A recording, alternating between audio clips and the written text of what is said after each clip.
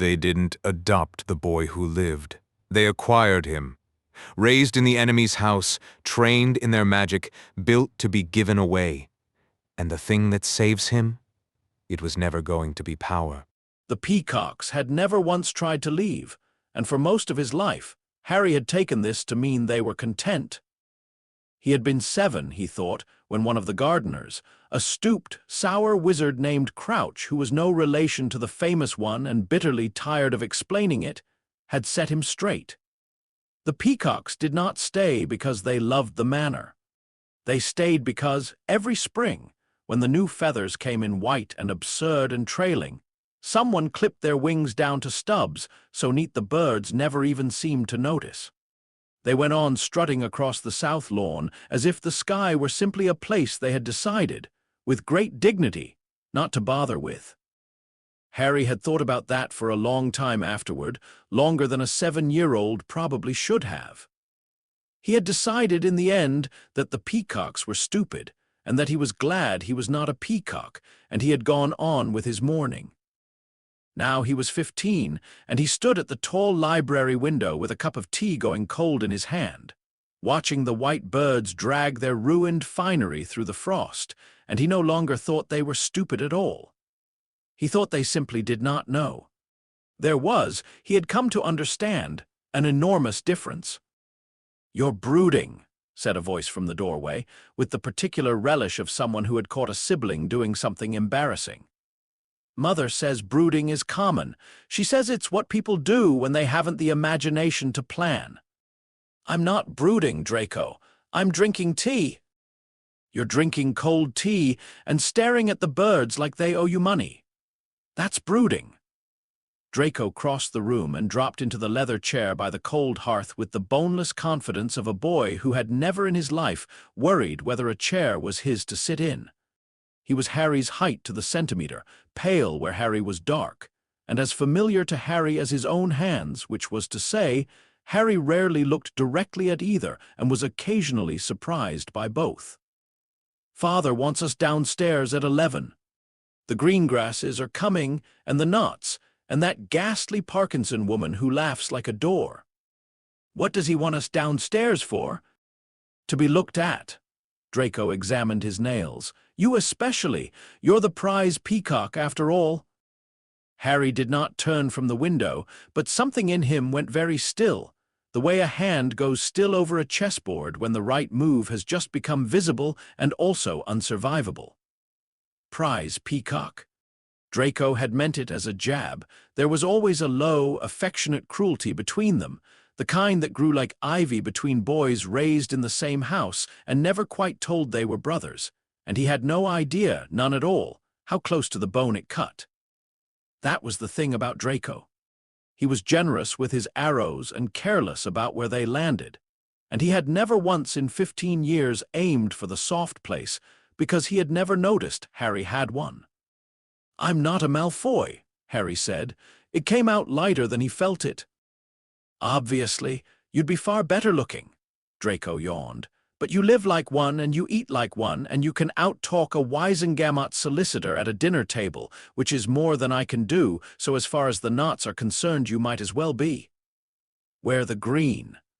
The gray makes you look like you're apologizing for something." This was, Harry reflected, the single most accurate thing anyone had said to him all week. He had been told the story of how he came to the manor so many times, and in so many slightly different shapes, that he had long ago stopped believing any single version and started believing the shape of all of them at once, the way you believe in a coastline you've only ever seen on maps. The bones of it did not change. On a cold night in 1981, Harry had been 15 months old, which meant he remembered precisely nothing and resented this enormously. The Dark Lord had gone to a cottage in Godric's Hollow and killed James and Lily Potter, and had then, for reasons no living person could fully explain, failed to kill their son. The curse had rebounded. The Dark Lord had been unmade, scattered, gone, the word the wizarding world preferred, because gone was a thing you could celebrate, whereas the truer words were longer and uglier and kept people awake. And in the space of a single chaotic night, while the rest of magical Britain was setting off fireworks and weeping in the streets and toasting an infant, they would spend the next decade putting on chocolate frog cards. Two things had happened very quickly and very quietly.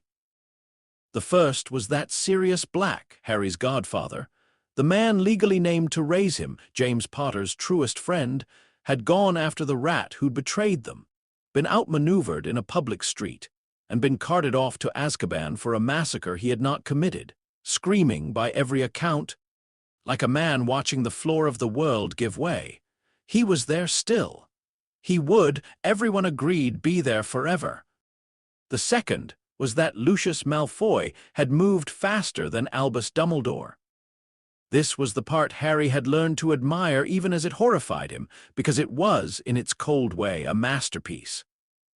Dumbledore had a plan for the boy, some quiet, sentimental arrangement involving the child's only blood relatives, muggles, a doorstep, a future of being safely forgotten. But Dumbledore was a man who took his time, and 1981 was a year of paperwork, and the ministry was a smoking ruin of a thing trying to remember how to govern. And into that 24-hour gap stepped Lucius, newly and conveniently cleared of all Death Eater charges, his name attached to a confession of Imperius.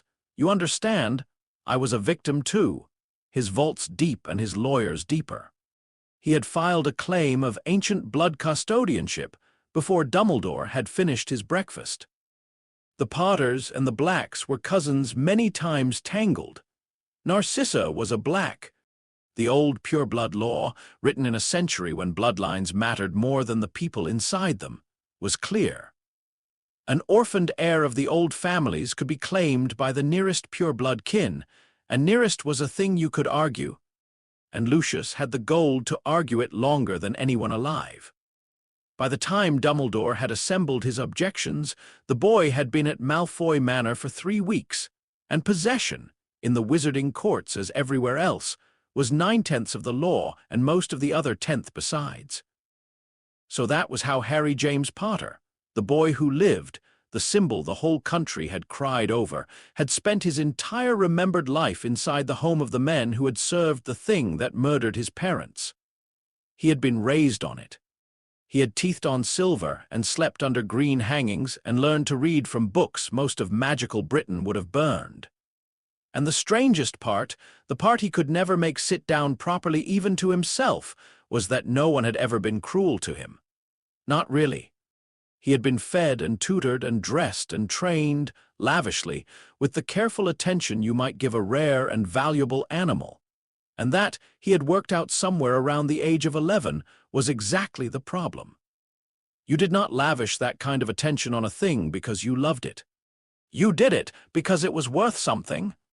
He had never been able to find out what. Narcissa was the exception, and Harry had learned long ago to be very careful about the exception, because exceptions were how you got hurt. He found her in the morning room before the guests came, the way he had found her there 1,000 times, in the grey hour when the manor was at its most honest, before the company faces went on. She was at the window with the silver coffee service untouched beside her, watching the peacocks, which Harry suspected she did far more often than anyone knew. When he was small, she had let him sit with her in this hour. She had never read to him the way mothers in books read to children. That would have been beneath the both of them, somehow, a performance. Instead, she had told him things plainly, the way you tell true things to someone you have decided to take seriously. "You're early," she said without turning. "You've come to escape your brother." "He's not my brother." "No," Narcissa agreed, in a voice with no edges in it at all, which was how Harry knew she meant something. "He isn't. And yet here you both are. And there I am, having raised the two of you, and I find I cannot tell any more which of you I worry about more. And that is a very inconvenient thing for a woman in my position to discover." She poured him coffee without asking, the way she had since he was 11, and she had decided, on no authority but her own, that he was too old for the warm milk Lucius insisted on. "You're brooding about the knots." "Draco says brooding is common." "Draco repeats what I say and gets it wrong, which is the great tragedy of motherhood. a flicker at the corner of her mouth. "You are not brooding about the knots, you are brooding about being looked at, which is a different thing and a fair one." She turned then, and her eyes, pale and cold to everyone in the world except, it sometimes seemed to him, moved over his face the way they had when he was 4 and feverish, taking an inventory. "They will look at you and see the boy who lived, dressed in green, sitting in our drawing room, and they will think, 'How clever the Malfoys are,' and you will hate it. You will smile, and you will be charming, and you will hate it the whole time, and no one in that room will know but me." It was unbearable sometimes how exactly she saw him. Harry looked down at the coffee. "Why does he do it?" he asked. It was not quite the question he meant. He did not have the courage for the question he meant, which was, "Why did you take me? What am I for?" And he never had, because there were doors in this house he had decided long ago not to open, on the grounds that he could not afford what was behind them. Narcissa was quiet for a moment. Outside, one of the peacocks lifted its ruined wings, beat them twice against the cold air, achieved nothing, and resumed its strutting with enormous dignity. She watched it, and Harry watched her watch it, and for a moment the morning room held a silence with a great deal inside it.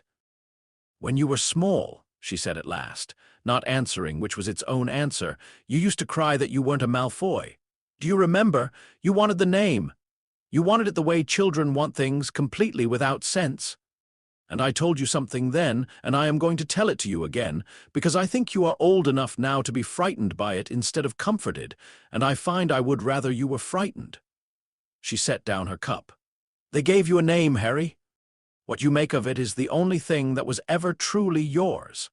Everything else in this house, the green, the tutors, the gold, the looking, every bit of it was given to you for a reason, and a gift with a reason behind it is not a gift, it is a hook. But the name, what you do with it." She looked at him, and for just a moment she was not cold at all, and it was the most alarming thing he had ever seen. "No one can clip that, not even your father, and your father has clipped a great many things." She had said your father about Lucius without thinking, the way she always did, the way the whole household did, and Harry had stopped correcting it years ago because correcting it changed nothing and cost him something. But he heard the other thing under it. He always did with Narcissa. She had said not even your father, and she had looked for half a second at the door that led to the east wing, to the corridor, to the study at the end of it where Lucius kept the things that were locked. Harry knew that study the way you know a sore tooth. He had been inside it perhaps a dozen times in 15 years, always with Lucius, always for some lesson or test or display. It was the one room in the manor that was genuinely Lucius's, the way the rest of the house was Narcissa's no matter whose name was on the deeds. And in that study, in a cabinet of black wood with a lock Harry had never seen opened, there was, among other things he had glimpsed and never been allowed to touch, a small box, and in the box, on a bed of green velvet gone bald with age, a heavy gold ring. He had seen it exactly once. He had been 11. Lucius had taken it out to show him something, Harry could no longer remember what, and Harry's whole attention had snagged on it and stayed there, because the ring was wrong. It did not belong to the cabinet of dark, beautiful, faintly dreadful Malfoy things. It was old in a different way. And on its face, worn nearly smooth, was a crest Harry did not recognize and somehow knew. Not the serpent of the Malfoys, but a stag and a sword and a single line of motto too rubbed down to read. "What's that?"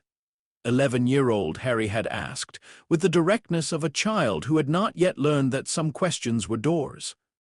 And Lucius, who almost never touched him, who governed by distance the way other men governed by force, had put the ring back into its box and closed the cabinet and said, without heat, in the mild and final voice he used for the things that mattered most, "That is nothing that belongs to you yet. Perhaps it never will. That depends entirely on whether you prove worth the keeping." Harry had not understood it then. He had spent 4 years not understanding it, which was a particular skill of his, like wandwork, something he was very good at and slightly ashamed of. The knots came, and the green grasses, and the Parkinson woman who did indeed laugh like a door. And Harry put on the green and was charming and hated it the whole time, exactly as Narcissa had promised, and no one in the room knew but her. He moved through the drawing room the way he had been built to move. A word for the green-grass patriarch about a Quidditch debt the old man thought no one remembered. A precise and ruinous compliment for Mrs. Not a silence at exactly the right moment that made young Theodore not think Harry had agreed with him about something Harry had not, in fact, heard. It was effortless. That was the horror of it. It cost him nothing, and it should have cost him everything, and he carried the small green ache of that contradiction through the whole long luncheon the way he carried everything, quietly, behind a face that gave nothing back. It was only afterward, when the guests had gone and the house had exhaled, and Harry had escaped upstairs to be alone with the failure of being good at something he despised, that he heard the voices. He had not meant to. The East Wing corridor ran past the study, and Harry had taken it without thinking, the long way to his rooms, because he liked the quiet of it, and because some part of him, he suspected, always took the long way past that door. The study door was not quite shut. Lamplight lay across the corridor floor in a thin gold bar, and through the gap came Lucius's voice, low, controlled, pleased, and another, the oily, careful tones of old Knott, who had not gone home with the others after all.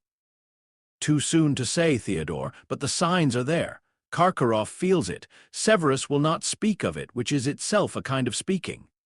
A pause, the small clink of a decanter. It is no longer a question of whether. I have not believed it was a question of whether for some years now. It is a question of when, and of what a man has prepared, and of what he can offer when the day comes that offerings are remembered. "And you have prepared," said Knott. There was something hungry in it, and something afraid. "I have prepared," Lucius agreed, "very carefully for a very long time." And then, in a tone Harry would hear in his sleep for nights afterward, the tone of a man admiring his own work. "When the Dark Lord returns, Theodore, every family in Britain will be scrambling to prove what they did in his absence. They will offer gold. They will offer their sons. They will offer the years, as if loyalty could be measured in years." A soft sound that Harry realized, with a cold drop in his stomach, was Lucius laughing. "And I will walk in, and I will set before him the one thing no other man on earth can give. I will give him the boy who unmade him, raised in my house, shaped by my hand, tame." Harry stood in the gold bar of lamplight and did not breathe. He had spent his whole life not understanding the study, and the ring, and the lavish, careful attention, and the difference between a gift and a hook, and it all arrived at once, in the corridor, in the dark, the way the whole of a thing arrives when you have finally stopped refusing to see it. That depends entirely on whether you prove worth the keeping. He was the offering. He had always been the offering. The green, the tutors, the gold, the looking, every bit of it had been given to him for a reason, and Narcissa had told him that very morning what a gift with a reason was, and he had thought, foolishly, that she'd meant the ordinary cruelties of a cold house. She had meant this. She had been trying to warn him. She had been trying to warn him for 15 years, in a house where warnings had to be folded so small they could pass for kindness. He did not remember climbing the rest of the stairs. He found himself in his own rooms with the door shut and his back against it, his heart going like something trying to get out, and the green coat suddenly unbearable on his shoulders, the costume of the prize, the livery of the kept thing. And it was then, in the ringing quiet, that he heard the drawer. It was the small sound a thing makes when it shifts of its own accord, a single soft slide, wood on wood, from the writing desk by the window. Harry knew that desk. He knew every object in his rooms the way prisoners know their cells. The drawer that had moved was the bottom one, the deep one, the one that did not properly open because something at the back of it had warped years ago and jammed. Harry had stopped using it when he was 12. Nothing lived in that drawer. Nothing had lived in that drawer for years. It slid, in the silence, another half-inch open. Harry crossed the room slowly, his pulse loud in his own ears. the revelation in the corridor still cold in his chest, and crouched, and drew the warped drawer the rest of the way out with a small protesting shriek of wood. At the very back, behind the old quills and the dead ink and the things a boy forgets, lay a slim black book he had never seen before in his life. It was bound in cheap, scuffed leather. It looked 100 years old, and Bran knew at once. There was no title on the cover and no name on the spine. And when Harry, against every careful instinct 15 years in the building, reached out and touched it, the leather was warm. Warm the way the gold ring in the cabinet had been cold, warm like a held hand, warm like a thing that had been waiting. And on the first page, in spidery, faded ink that had absolutely not been there a moment before, a single line wrote itself out in a slow and patient and unbearably friendly hand. "Hello, Harry. I've been hoping we might finally talk. You look as though you've had a difficult sort of day."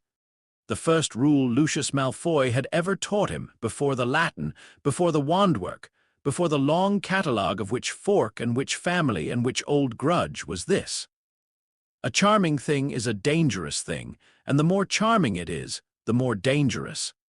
Because charm is the cost a predator is willing to pay. So Harry knelt on the floor of his own rooms with a warm black book open in his hands, and a line of impossibly friendly handwriting fading slowly into the page. And the very first thing he felt, under the cold shock of it, was the old training closing over him like a hand over a candle. "You look as though you've had a difficult sort of day." It was a beautiful sentence. It was a sentence built to be loved, which meant Harry, who had been raised by the most charming and dangerous people in Britain, ought to drop the book in the fire and go to bed. He did not drop the book in the fire. He told himself this was because the fire was not lit. This was a lie, and Harry knew it was a lie even as he told it, and that small dishonesty with himself was, he would later think, the precise moment the whole long disaster began. "Who are you?" he said aloud, and then felt foolish and reached for the dead quill in the open drawer and dipped it in ink that should have been dry years ago and was not, and wrote it instead in his own neat hand. "Who are you?" The answer came unhurried, letter forming after patient letter, as though the writer had all the time in the world and considered Harry well worth spending it on. "A friend, I hope. Though I imagine you've been taught to be suspicious of anything that calls itself that in this house. You're quite right to be. I would think less of you if you weren't." Harry's pulse, which had been doing something undignified, slowed by a fraction. It was a clever answer. It was so clever it nearly steadied him, which was, of course, exactly what it had been built to do. He recognized the technique because he used it himself. 3 times a week at dinner tables, you did not argue with a person's defenses. You praised them. You agreed the walls were well built, and the bricks came down one by one of their own accord. "That's a manipulation," Harry wrote. "Telling me I'm right to suspect you, it makes me suspect you less." There was a pause, and then the ink did something it had not done yet. It laughed, or the nearest a page could come to it, a small flourish, a quickening of the script into something almost delighted. "Oh, wrote the book. Oh, but you're going to be interesting. I can't tell you how rare that is." "Yes, it was a manipulation. I'm pleased you saw it. I'll make you a bargain, Harry. I shan't pretend I'm not trying to be liked if you don't pretend you're not desperately lonely.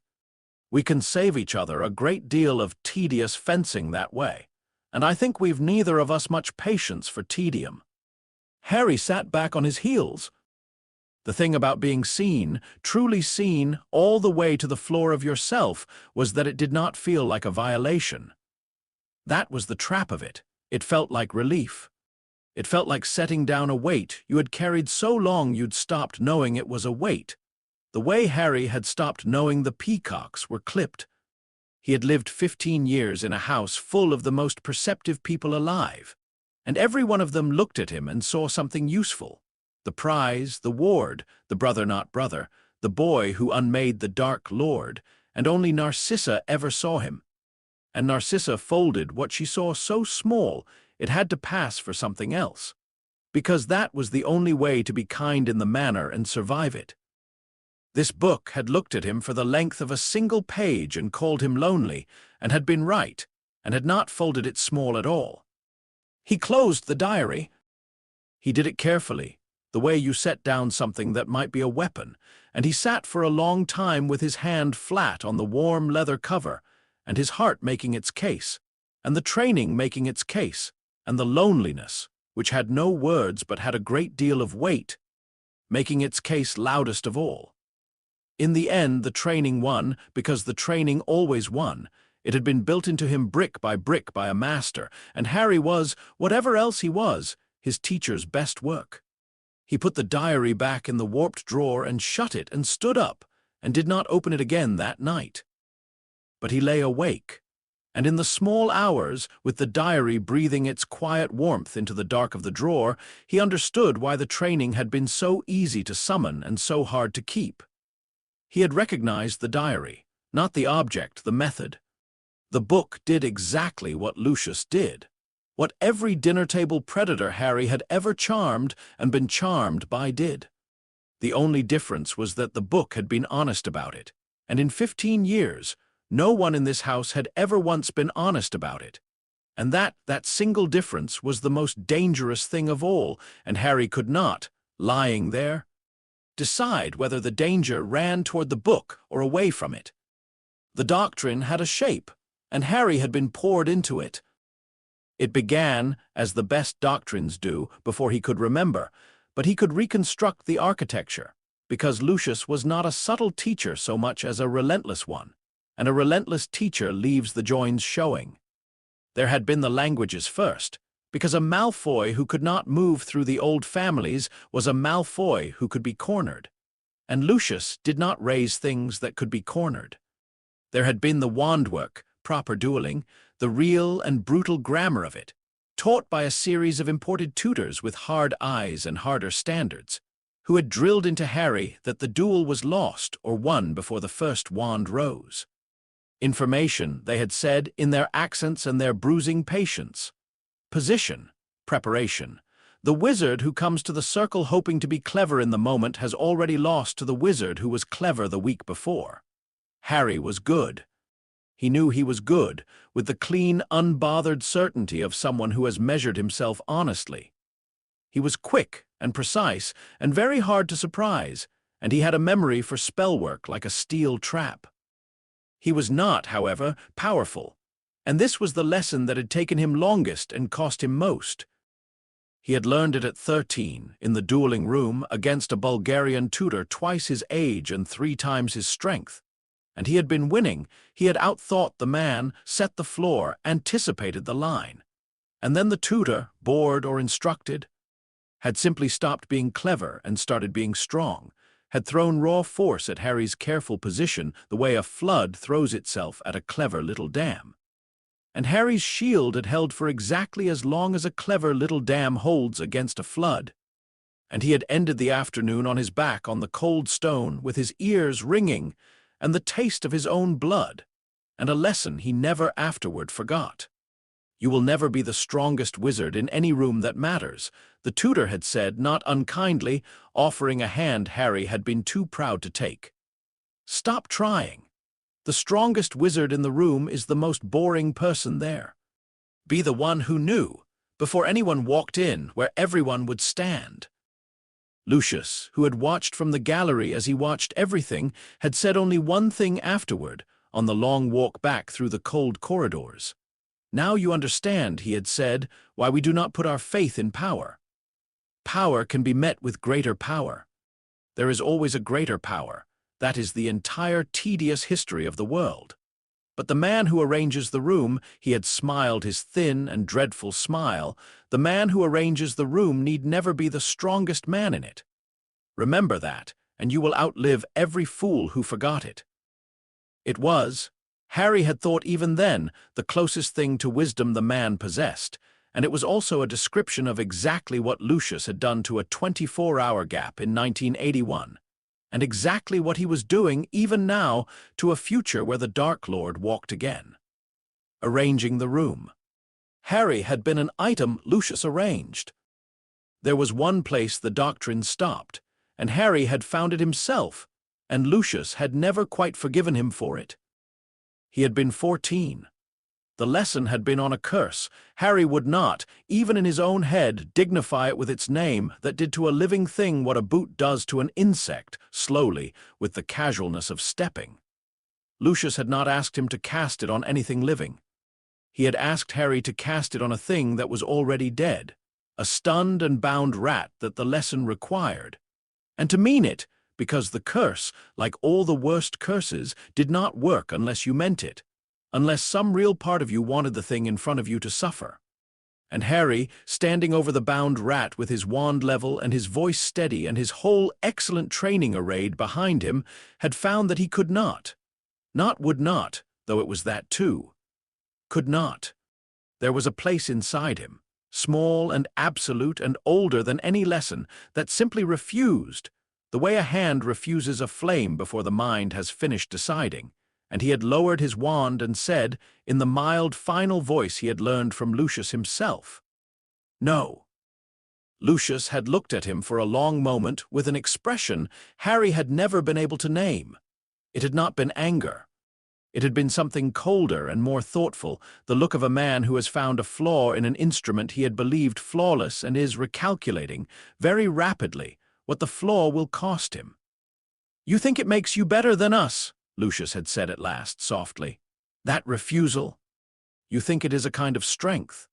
He had stepped close, and Harry had not stepped back. "It is the opposite. It is the one place in you I did not build, and the one place an enemy will always be able to find. Pray you never meet a man who knows how to use it." And then he had ended the lesson, and never asked Harry to cast that curse again, and never spoken of it again, and Harry had understood, 14 years old, in the cold dueling room, that he had just shown the most dangerous man he knew exactly where the soft place was. He had thought of Draco's careless arrows falling everywhere but the soft place because Draco had never noticed it existed. Lucius had noticed it in a single afternoon. Lucius noticed everything. It was Narcissa, in the end, who had told him the curse had a kindness in it, refusing it. She had found him after. She always found him after, in the morning room in the gray, honest hour, and she had not comforted him, because comfort would have been a performance. And instead she had said, watching the peacocks, "Your father is wrong about one thing, and only one, and you must never tell him I said so. He thinks the place that refused is a weakness because it cannot be controlled.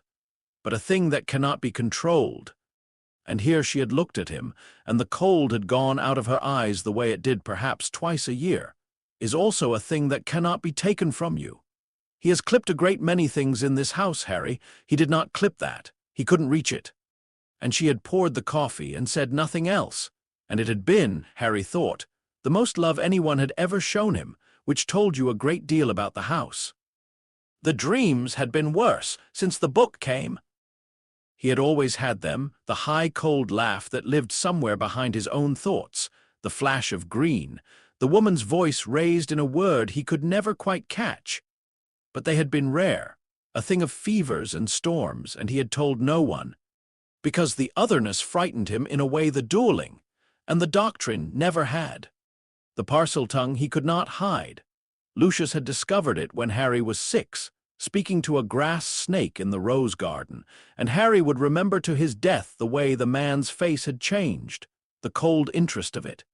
The way you might look at a tool you had not known your new acquisition came fitted with. After that, Harry had understood, without being told, that the snake speech was part of what made him worth the keeping, a sign of some connection Lucius prized and never explained, and so he had let that strangeness be seen because it brought him safety. But the dreams he kept. The dreams and the scar which had begun since the night in the corridor and the warm book in the drawer to ache. Not hurt.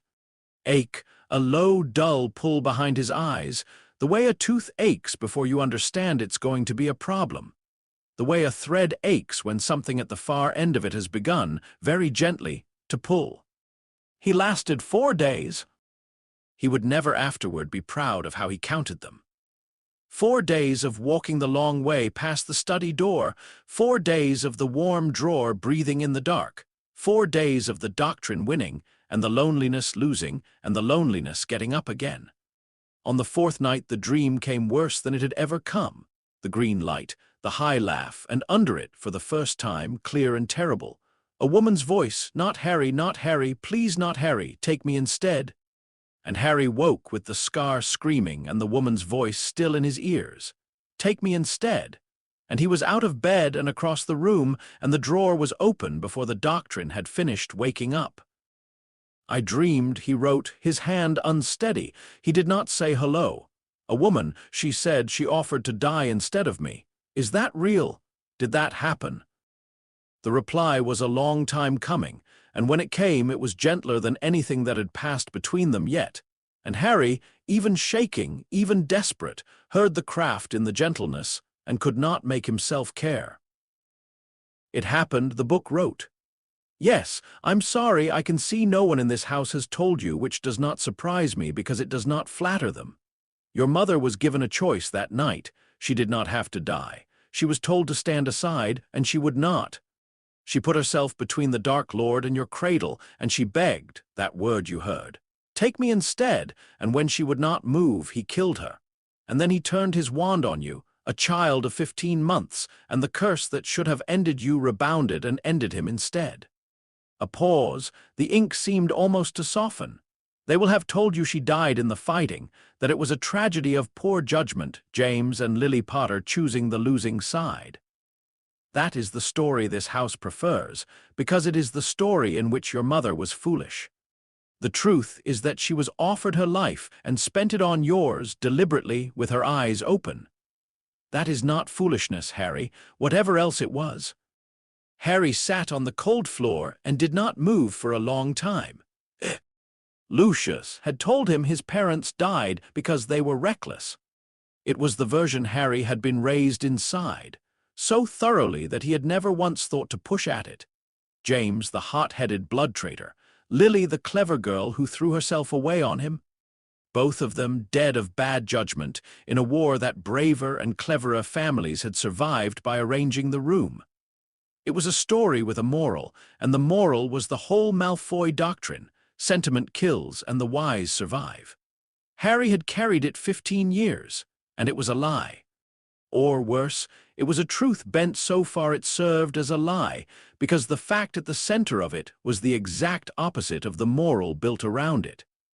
His mother had not died of bad judgment. She had been offered her life and had looked at it, the safe, certain whole of it, and set it down on the floor between a wand and a cradle. And Harry had unmade the most powerful dark wizard in a century, not through any strange gift of his own, but because a woman he could not remember had done the one thing the entire doctrine of this house insisted no clever person ever should. He understood, dimly, that the book had told him this for a reason of its own, that even here, even now, he was being arranged. The gentleness was a tool. Whatever else it was, the book had left that door open on purpose, had named his mother's choice and declined to call it love, had let the word hang just out of reach so that Harry would walk toward it himself. He knew all of that. He had been raised by experts. He could feel the hand on his back, even as it guided him exactly where it wished him to go. And he picked up the quill anyway, because the man who had raised him had handed him a beautiful, useful, load-bearing lie about the most important night of his life, and had done it with a clear conscience for 15 years, at the dinner table, in the dueling room, in the cold corridors. And this book, this charming, dangerous, honestly dishonest book, had handed him a truth instead. A poisoned truth. A truth with a hook in it. But a truth, the first one he could ever remember being given freely in this house, and Harry was so starved for the thing that he found he did not much care what it had been wrapped around. "Tell me the rest," he wrote. "Tell me what really happened that night, all of it." The ink was quiet for a moment, and Harry had the sudden, certain, skin-crawling sense of something on the far side of the page leaning forward, of a long patience finally, beautifully rewarded. "I would like nothing more," wrote the kindest voice Harry had ever heard. "But not tonight, I think. You're shaking, and the truth is a great deal to carry, and I find I'd rather you came to it rested and willing and entirely your own. We have time, you and I, more than you know. A final flourish, almost tender. Sleep, Harry, I'll be here. I'm very good at waiting. A thing Lucius had never taught him, because Lucius had never needed to, was that the most dangerous lie in the world is a true one you have been allowed to discover for yourself. Harry worked this out slowly over the following fortnight, the way you work out that a room has been getting colder, not in a moment, but in an accumulation of small wrongnesses you only notice once you are already shivering. The diary told him true things. He had checked. He was not a fool, whatever else he was, and he had been raised by people who would have considered being fooled a moral failing on the order of using the wrong fork. He had taken the diary's account of the night his parents died and held it against the few hard facts he could verify, the date, the place, the rebounded curse that every chocolate frog card in Britain agreed upon, and it had held. Lily had been given a choice. The household had lied, both true. And yet, every truth the book gave him pointed the same direction, like iron filings round a magnet, and the magnet was always Lucius, and never, ever the book. Did you never wonder? The diary asked him, on a wet grey evening when the rain came sideways off the south lawn and the peacocks huddled miserable and magnificent under the yews, why a man like Lucius Malfoy would take such trouble over a child not his own. The expense alone. The risk, for it was a risk in 81 to be seen sheltering the boy who lived when the wind might yet have turned. Men like Lucius do not take risks for sentiment. You know that better than anyone. So what was the wager? What did he think you were worth? It was a good question. It was such a good question that Harry, reading it, felt the floor of his certainty tilt a degree further, and only afterward, lying awake with the scar pulling its low patient ache, did he notice the shape of the thing the diary kept doing. The book never asked him to wonder about the book. It asked him to wonder about Lucius, about Narcissa, about Snape, whose name it had begun lately to fold into its questions like a card slipped into a deck. It built him a house of perfectly true suspicions and arranged every window to look outward, never in. And Harry, who had spent 15 years being arranged and had sworn in the corridor with Lucius's laughter in his ears, never to be arranged again, found that recognizing the technique did almost nothing to weaken it. That was the horror of the diary. You could see exactly how the hand moved, and the trick worked anyway. It was the most honest, dishonest thing Harry had ever known, and he could not stop opening the drawer. So he did the only thing his training left him. He decided to find the answer himself before the book could finish handing it to him pre-shaped. If Lucius had taken him for a reason, Harry would learn the reason from the house, not from the page. He would arrange his own room. The manor was full of mouths, if you knew how to open them. The portraits first, though the portraits were nearly useless, being Malfoys, every painted one of them as discreet as the living article and twice as vain.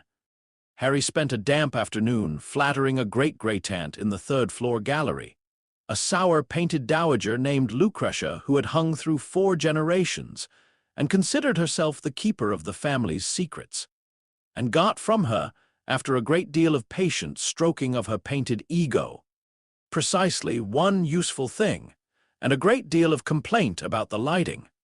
The useful thing was this, that when the infant, Lucretia would not say Harry's name on principle, the principle being that she found it common, had first been brought to the manor in the winter of 81, Lucius had not put the child in the nursery with his own son.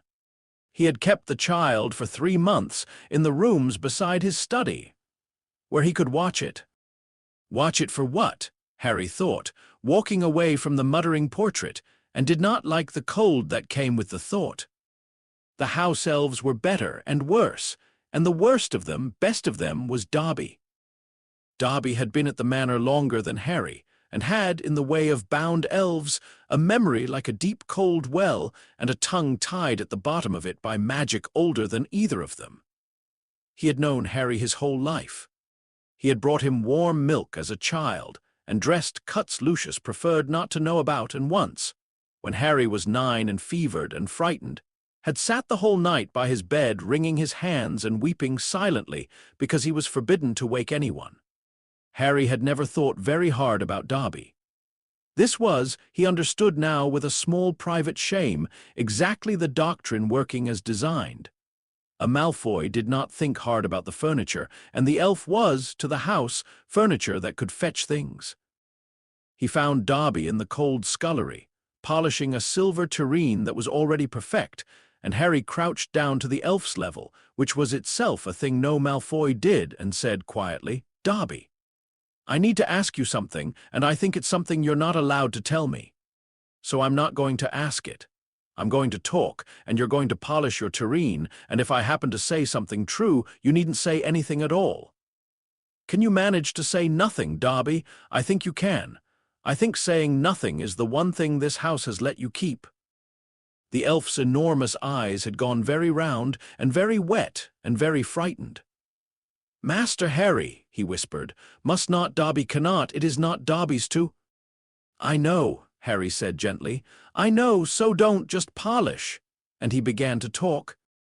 It was the most delicate work he had ever done, and it took the better part of an hour, and Harry was, he could admit it to himself, crouched in the cold scullery with an elf's grief filling the room, good at it, better than he wanted to be. The doctrine turned for once toward something that almost resembled mercy. He laid out what he knew and watched the elf's hands. When he said a true thing, the polishing slowed. When he said a false thing, the polishing went on smooth and even. He learned to read the tureen the way the dueling tutors had taught him to read an opponent's shoulders. And the tureen told him things the elf was forbidden to. Lucius brought the infant to the rooms by the study. The polishing slowed. True, he kept it there to watch it. Slower. True, he was waiting to see if it died. The cloth stopped entirely, then started again, frantic, false, but close to something. He was waiting to see if it would do something. Show something. The cloth went still. Dobby made a small broken sound and began, very quietly, to bang his own forehead against the silver tureen. The gentle, rhythmic self-punishment of a bound thing that has come too near the edge of its binding. And Harry, and this was the part he would remember, the part that mattered, reached out and put his hand flat against the cool curve of the tureen so the elf could not strike it, and said, "Stop. Stop, Dobby. You haven't told me anything. I told you. The fault's mine. Look at me, it's mine. Do you understand? You've done nothing. You've kept your silence beautifully." And the elf had stopped, shaking, and looked at him with those enormous wet eyes, and said the only thing he was free to say, which was not an answer at all, and was the whole answer. Master Harry has always been kind to Dobby, even when Master Harry did not have to be. Especially then. A pause, a wretched whisper. Dobby has wondered sometimes where Master Harry learned it. There is no one in this house who could have taught him. Harry had stood up and left the scullery before the elf could punish himself further, and he had carried that last sentence up 4 flights of stairs like something fragile, because it was, he thought, the truest thing anyone had said to him in 15 years. And it had come from the one mouth in the house no one had ever bothered to listen to. There is no one in this house who could have taught him. If the doctrine had not put the kindness in him, then where had it come from, and was it the same place the dreams came from, the same place the refusal lived, the small, absolute, older-than-any-lesson place Lucius could not reach? Harry did not have a name for that place. He was beginning to suspect that the answer to every question he had, the kindness, the refusal, the snake speech, the dreams, the rebounded curse, the thing Lucius had brought him home to watch for, was all one answer, one thread. And that something at the far end of the thread had begun, gently, to pull. He met Snape on the stairs, and that was not an accident. And Harry knew it was not an accident the way you know rain is coming from the smell of it. Severus Snape came to the manor perhaps a dozen times a year. Always on business Harry was not told and had long ago decided not to ask about Lucius's man, or the Dark Lord's man, or his own. No one ever quite said. And Snape carried his ambiguity the way other men carried wands. Openly, and as a warning. He was a tall, narrow column of black on the cold stairs, and he stopped when he saw Harry, and he looked at him. And this was the thing, this had always been the thing Harry had noticed at 6 and never understood. Snape looked at him the way you look at a wound you cannot stop touching. With loathing. With a loathing so complete and so personal that it could not possibly be about a child Snape barely knew, and so must be about something else, something the child resembled, something the child had the eyes of. Potter, Snape said. He was the only person in the house who used the name.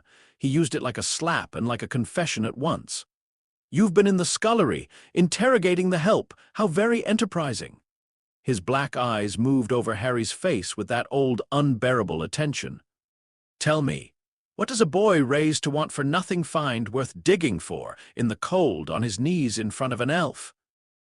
And Harry, who had been arranging rooms all afternoon, heard the question under the question. What do you know, and who told you to want to know it? And made, in the space of a breath, a decision he could not afterward fully justify, which was to tell this dangerous, unreadable man a fraction of the truth, to see what the truth bought. "My mother," Harry said. Something happened in Snape's face. It was very quick and very deep and gone almost before it arrived, the way a stone goes through still water, a flinch that was not a flinch, a closing that was the opposite of indifference. For a moment, the loathing went out of his eyes entirely and was replaced by something Harry had no word for and would spend a long time trying to find one. And the something was so naked and so old and so grieved that Harry understood, all at once, that he had stumbled onto the answer to a question he had carried since he was 6. Snape had not hated him for 15 years. Snape had been unable to stop looking at him for 15 years, which was a different and far more terrible thing, and the difference was a dead woman with Harry's eyes. "Your mother," Snape repeated very softly, and the softness was worse than any cruelty. He stood for a moment longer than he needed to. Then he reached into his robes, and Harry tensed, but what came out was not a wand. It was a letter, sealed with wax the color of old blood, bearing a seal Harry had never seen in this house and recognized instantly from the chocolate frog cards of his childhood, a phoenix rising. "This did not come from me," Snape said, in a voice gone flat and fast and quiet, the voice of a man speaking in the only 10 seconds he has. "It did not come at all. If you are asked, you found it, you do not know how, you burned it unread. There are eyes in this house that read the post, boy, and ears in the walls older than the walls, and if your father," he gave the word a contempt that could have stripped paint, "learns that this reached your hand, it will not be Severus Snape who is found wanting, do you understand me? It will be the elf in the scullery you were so very tender with. They always make you pay through the thing you were tender with. That is how this house works. That is how that man works." He pressed the letter into Harry's hand, and his fingers were cold, and for half a second they did not let go. "Read it where no portrait hangs and no book is open." "And Potter?" The black eyes held him, and the grief was back in them, and under the grief something that might, in a different man, in a different house, have been a warning given by someone who once loved someone. "Whatever has been talking to you, whatever you have found, that seems to understand you so well. Burn that too, burn it first." And he was gone down the stairs in a swirl of black, and Harry stood holding a letter sealed with a phoenix and understood, with a cold that went all the way down, that Snape had known about the diary, had known there was a thing in the house that talked to him, that understood him, that he could not stop opening the drawer to. Snape had not asked what it was. Snape had said burn it in the voice of a man who already knew. He read the letter that night, in the one place in the manor where no portrait hung, and he was learning, he was always learning, no drawer breathed. The cold, disused chapel at the end of the west wing, by the light of a single conjured flame held in his cupped and careful hand. It was short. It was not signed, but it did not need to be. The hand was old and slanted, and the phoenix sat at the head of the page like a small, patient son. And Harry, who had spent his life inside one man's version of every truth, read the other side of his own story for the first time. Harry, it began, not Mr. Potter, not the ward, not the boy, but his own bare name, written by someone who had wanted to write it for 15 years, and been kept from it. I have tried to reach you since the winter you were taken, and been turned at every door, by law and by gold, and by a custodianship. I have spent a great deal of my life and lost a great deal of it failing to undo. I will not insult you with the claim that I know you. I do not. A man took you before I could, and has spent the years I should have spent making you into something I am afraid to imagine. But I knew your mother and your father, and I owed them more than I can ever now repay, and I am old, and the time I feared for 15 years is very nearly here. There are things being prepared, Harry, in your house above all others, for the return of a thing the world believes destroyed. You have been prepared along with them, you may even know it.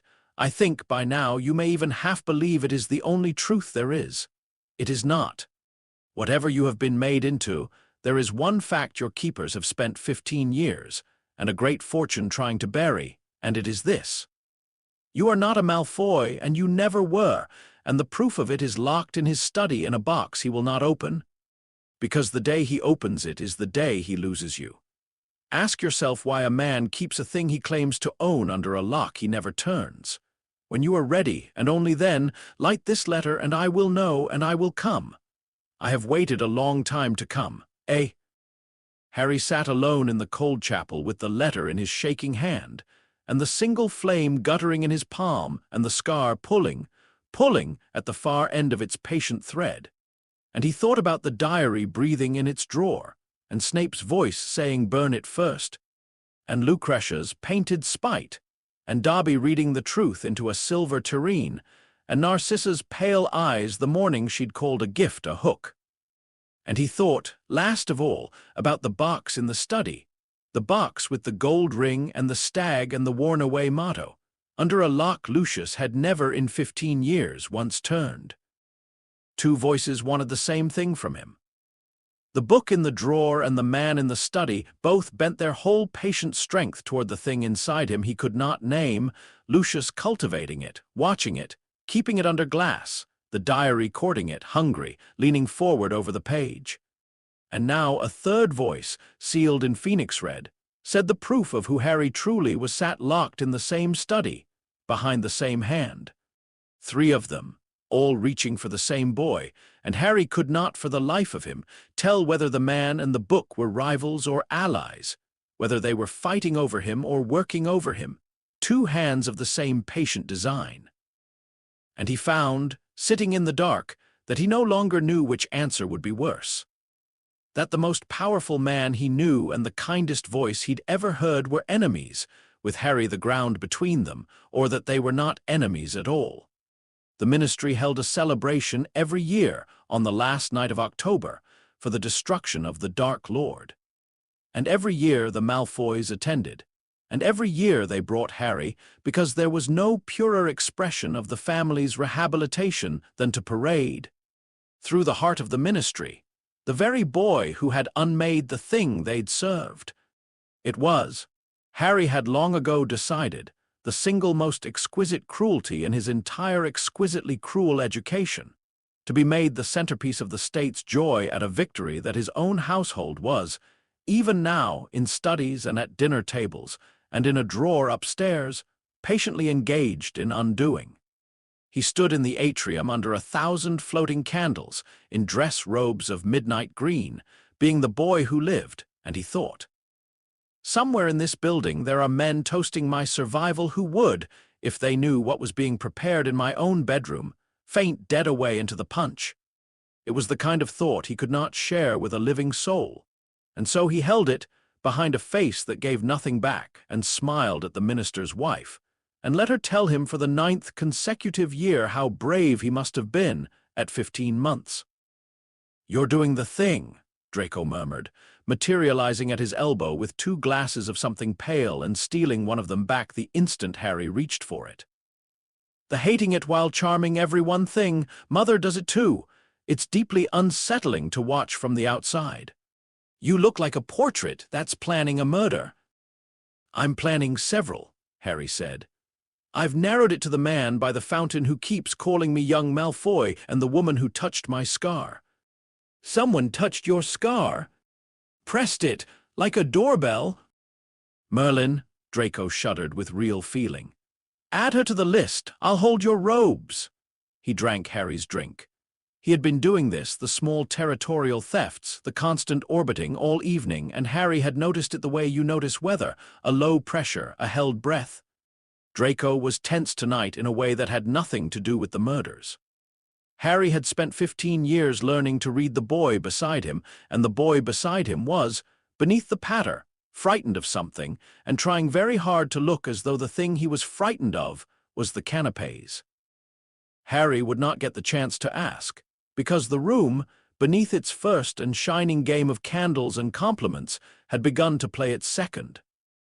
He felt it before he could have named it, a tightening in the geometry of the floor, the old families resorting themselves the way iron filings sort to a magnet you cannot see. This was the real celebration, the one beneath the one the ministry thought it was throwing. The sacred families, the old blood, drifting and clustering and measuring, sniffing a wind that the ministry's candles were specifically designed not to admit was blowing. The knot spoke too long with the Rosiers. The Greengrass patriarch, who owed Lucius a Quidditch debt and a great deal more, would not meet Lucius's eye, which meant the Greengrass patriarch was hedging, which meant the Greengrass patriarch had heard something. Harry read it all in the space of a held breath, the way he had been built to, and what he read was this: they all know. None of them will say. And tonight, in this room under these candles, they are deciding, every one of them, which way to fall when the day comes that falling cannot be avoided. And someone had decided to fall by climbing over Lucius Malfoy. The man's name was Selwyn, and he was old blood gone thin and bitter, and he had spent the war on no side at all, and the years since resenting everyone who'd profited from picking one, and Lucius had profited more than anyone, had walked out of 81 with his vaults full, and his name laundered, and the boy who lived hanging off his arm like a medal. And Selwyn had clearly decided that tonight, in front of the minister and the candles and the whole watching old world, he would tarnish it. Harry saw the approach the way the dueling tutors had taught him to see the line of an attack before the wand rose, the angle of it, the audience Selwyn gathered with his eyes, the smile arranged for damage. He was not going to challenge Lucius. He was going to do something far worse in a room like this. He was going to ask, sweetly, loudly, in front of everyone who mattered, a question to which there was no graceful answer. "Lucius," Selwyn said, arriving with 3 Wisengamot members in his wake as witnesses, his voice pitched to carry, warm as poison. "How well the boy has turned out, truly! One forgets, looking at him, what he is. The orphan of the war's great martyrs, raised, how shall one put it, raised by the very men those martyrs died fighting." A pause, perfectly placed, for the room to draw its breath. "Tell us, does he know, does young Mr. Potter know whose roof has sheltered him? Or have you found it kinder to let him believe the wolves were always sheepdogs?" It was beautifully done. Harry could admire it even as it closed around them like a snare, because it was unanswerable. If Lucius said of course he knows, he confessed to raising the boy who lived in full knowledge among his parents' enemies. And the ministry's tame symbol curdled into a ministry scandal. If Lucius said he does not know, he confessed to a 15-year deception, and every man in the room would wonder what else the rehabilitated Lucius Malfoy kept hidden. Either answer cost him the room. Selwyn had arranged it perfectly, and Lucius, Harry saw it, saw the half-second of stillness. The recalculation, Lucius did not have the answer, because the answer was not Lucius's to give. The answer belonged to the boy the question was about. So Harry gave it. He did it before Lucius could speak, before the silence could finish forming, stepping smoothly into the snare and turning it. Not with magic, never with magic. There was no spell in the world that could have done what the next 10 seconds did. But with the one weapon Selwyn had been careless enough to leave on the table. "I know exactly whose roof has sheltered me, Mr. Selwyn," Harry said, and he let his voice carry too, light and easy and entirely without heat, the voice of a boy untroubled because he had nothing to be troubled by. "I've always known. I think you've mistaken me for someone who finds it difficult." He smiled, Narcissa's smile, the one with the dead woman's grief folded so small inside it that it passed for grace and turned the blade. After all, it would be a strange thing, wouldn't it, to resent the family that took in a war orphan when no one else would. The ministry gave my parents a posthumous Order of Merlin and a plaque in this very atrium. The Malfoys gave me a home. He let that land, watched the 3 Wisengamot witnesses shift their weight from Selwyn's foot to Lucius's. I do wonder, though, and forgive me, I'm only 15, I'm sure there's a courtesy I'm missing where you were, sir, in the winter of '81, when a man had to be found to take me in. I've read a great deal about that winter. I've never once come across your name. He tilted his head, all innocence. Were you abroad? It was over before Selwyn's mouth had finished opening. The room understood, the way rooms like that always understand, that the man who had come to expose a 15-year shame had instead been asked, in front of the minister, to account for his own absence from it, and that the boy who'd asked had done it sweetly, as a child seeking information, which made it unanswerable in the precise way Selwyn's own question had been, except that now the snare hung round Selwyn's neck. One of the Wisengamot members laughed, the small involuntary bark of a man who has watched a duel and cannot help admiring the killing stroke. Selwyn went the color of old paper and bowed and removed himself, and the second game of the evening went on around the wreckage of him, and Lucius Malfoy looked at his ward across 2 feet of candlelit atrium with an expression Harry had seen exactly twice in his life. It was pride. Cold, total proprietary pride, the pride of a craftsman watching his finest instrument play itself. And that was the moment the victory curdled in Harry's mouth, because he understood, standing in the wreckage of Selwyn with the room resorting itself in Lucius's favor, that he had just defended, beautifully, instinctively, before thought could intervene, the man who was preparing to hand him to the Dark Lord. The skills were so deep in him that they fired without him, set a threat against Lucius, and Harry's whole excellent training rose up to meet it, automatic as a flinch, because the doctrine had not taught him to serve Lucius. It had taught him to be a Malfoy, and a Malfoy defends the house. And Harry had defended the house without choosing to. The way the peacocks went on strutting under a sky they'd been built never to enter.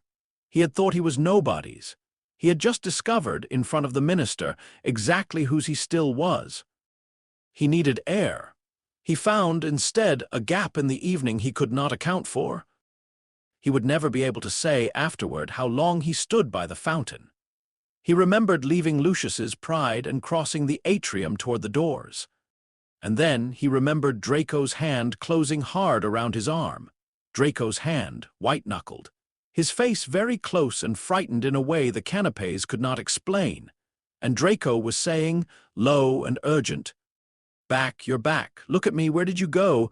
You've been standing there for, Harry, you walked off. You went out to the fountain court and you were talking to someone. I couldn't see who, and your face was." He stopped, swallowed, and the next words came out small and not at all like Draco. "Your face was wrong. It hasn't been right for weeks. You go away. You go away in the middle of things and come back and you don't know, and I haven't told Mother, I haven't told anyone, because I keep thinking I imagined it.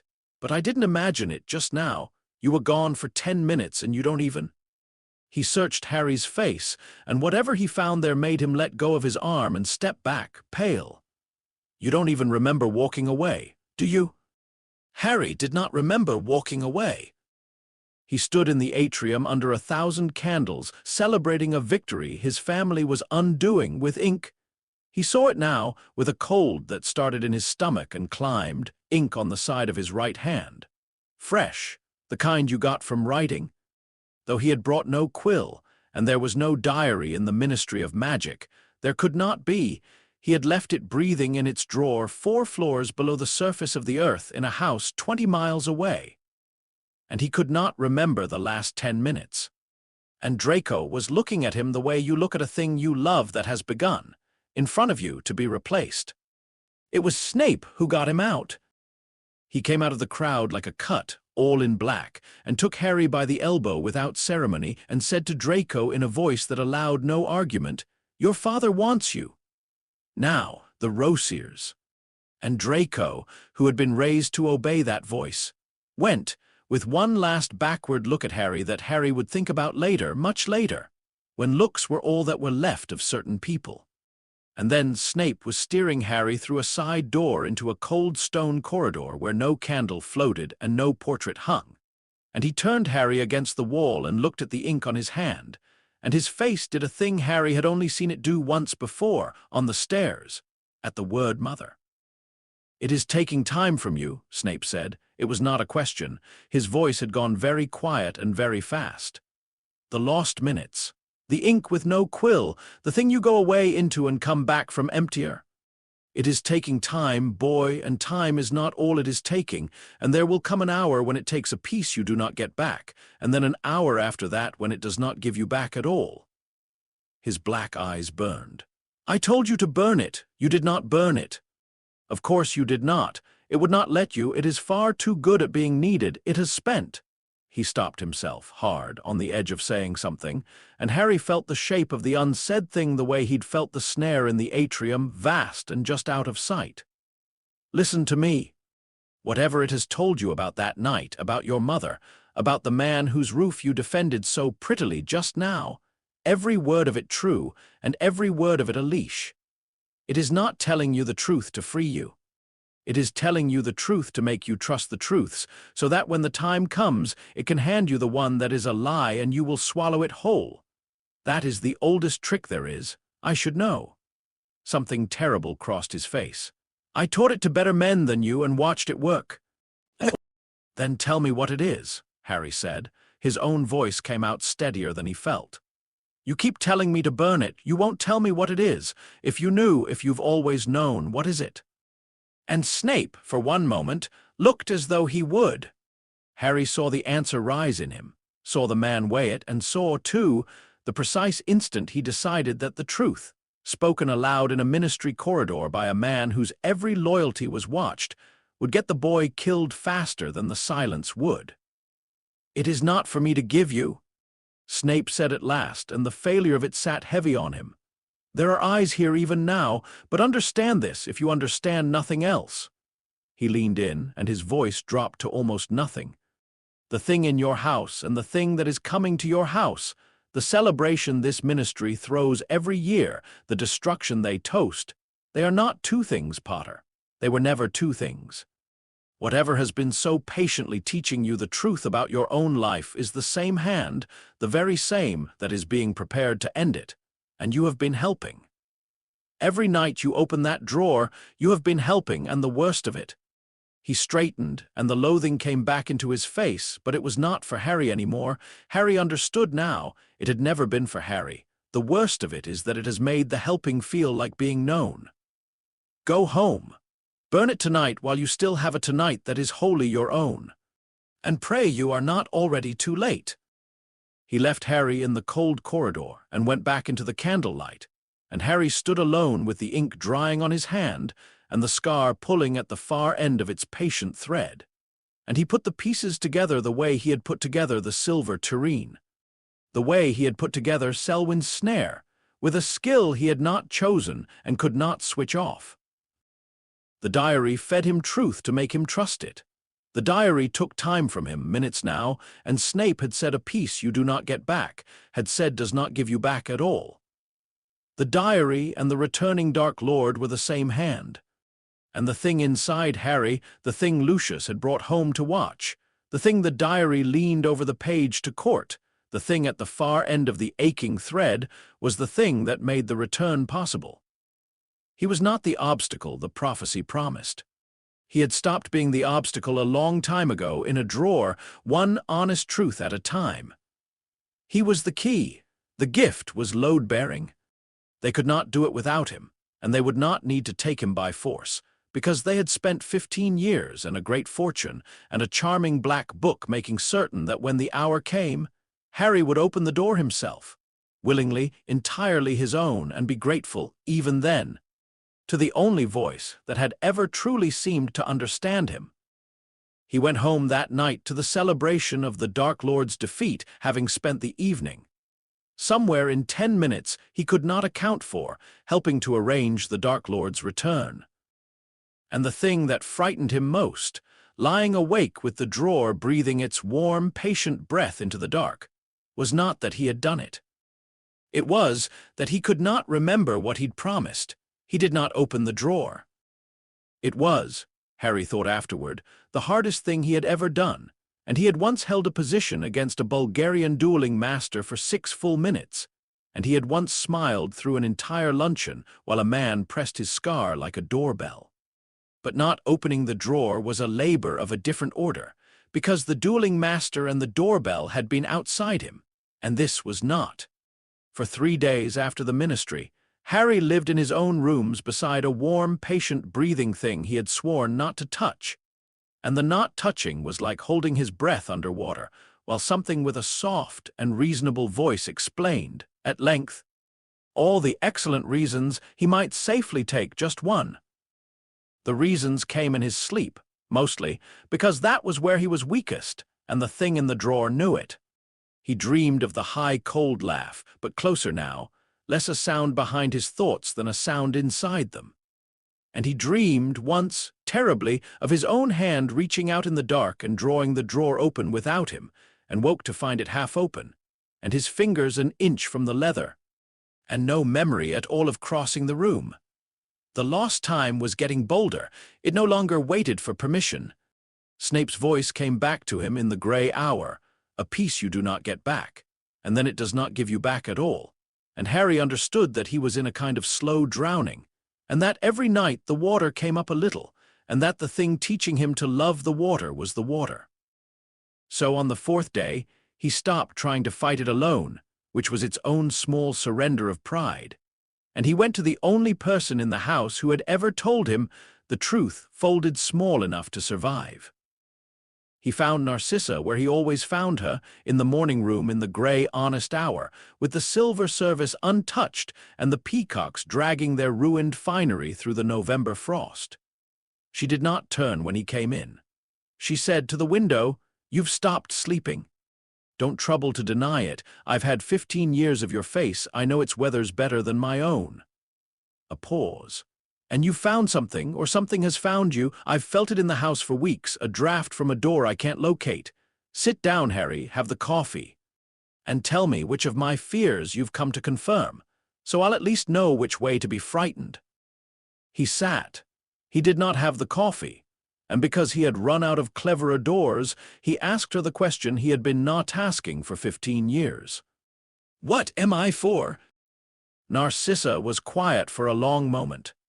The peacock by the yew lifted its clipped wings, beat them twice against the cold, achieved nothing, resumed its dignity. She watched it the way she always did, and when she spoke her voice had lost the morning's lightness entirely. And what was underneath, it was the most naked thing Harry had ever heard from her. "You are for the day he comes back," she said. She did not have to say who. The whole house was an argument that ended in that pronoun. "Lucius does not believe it the way the frightened ones believe it," she went on, still to the window, as though the peacock were easier to tell than Harry's face. "He does not fear the return. He has invested in it. For 15 years he has held one card he was certain no other man in Britain could match, and the card is you. When the Dark Lord rises, every family that bent the knee and every family that fled will come crawling with their gold and their sons and their tedious protestations of loyalty. And into the middle of all that groveling Lucius means to walk and set down, calmly, as if it were nothing. The boy who unmade him, raised in our house, shaped to the hand, tame." She said the word the way one says a word one has heard too many times in another's mouth. "The prophesied enemy delivered as a gift, broken so gently the breaking looks like upbringing. There is no loyalty in Britain to match it. He will have bought the rest of his life and Draco's life and mine with you. That is what you are for. That has always been what you are for. I have known it since the winter he brought you home and put you in the rooms by his study to watch whether you'd be worth the keeping." Her hands in her lap were very still. "And I let him. That is the part you came to hear, isn't it? I knew, and I let him, and I raised you anyway." There it was. Harry had thought he was braced for it. He was not braced for it. He had carried, somewhere beneath all the doctrine, a small and shameful belief that Narcissa, at least, had been his, that the grey-hour kindnesses and the folded warnings and the coffee poured without asking had been the one unbought thing in his life. And now she had told him, plainly, in the only honest hour of the day, that she had known what he was for from the very first winter and had warmed him anyway, and he did not know how to hold both of those at once. And he heard himself ask the question that all the doctrine in the world had not taught him not to ask. Was any of it real? And Narcissa Malfoy turned from the window at last and looked at him, and the cold was entirely gone from her eyes. And what was there instead was so terrible and so total that Harry would have given a great deal to have the cold back. That, she said very softly, is a child's question, and I am going to answer it as though you were not one, because you have not been allowed to be one in some years. Yes, it was real, every grey morning. Every truth I folded so small it could pass for the weather, the coffee. The warnings you were too young to read, and I gave you anyway because I could not stop myself. All of it, real, and all of it also a hook, because that is the only shape love is permitted to take in this house. Do you understand me?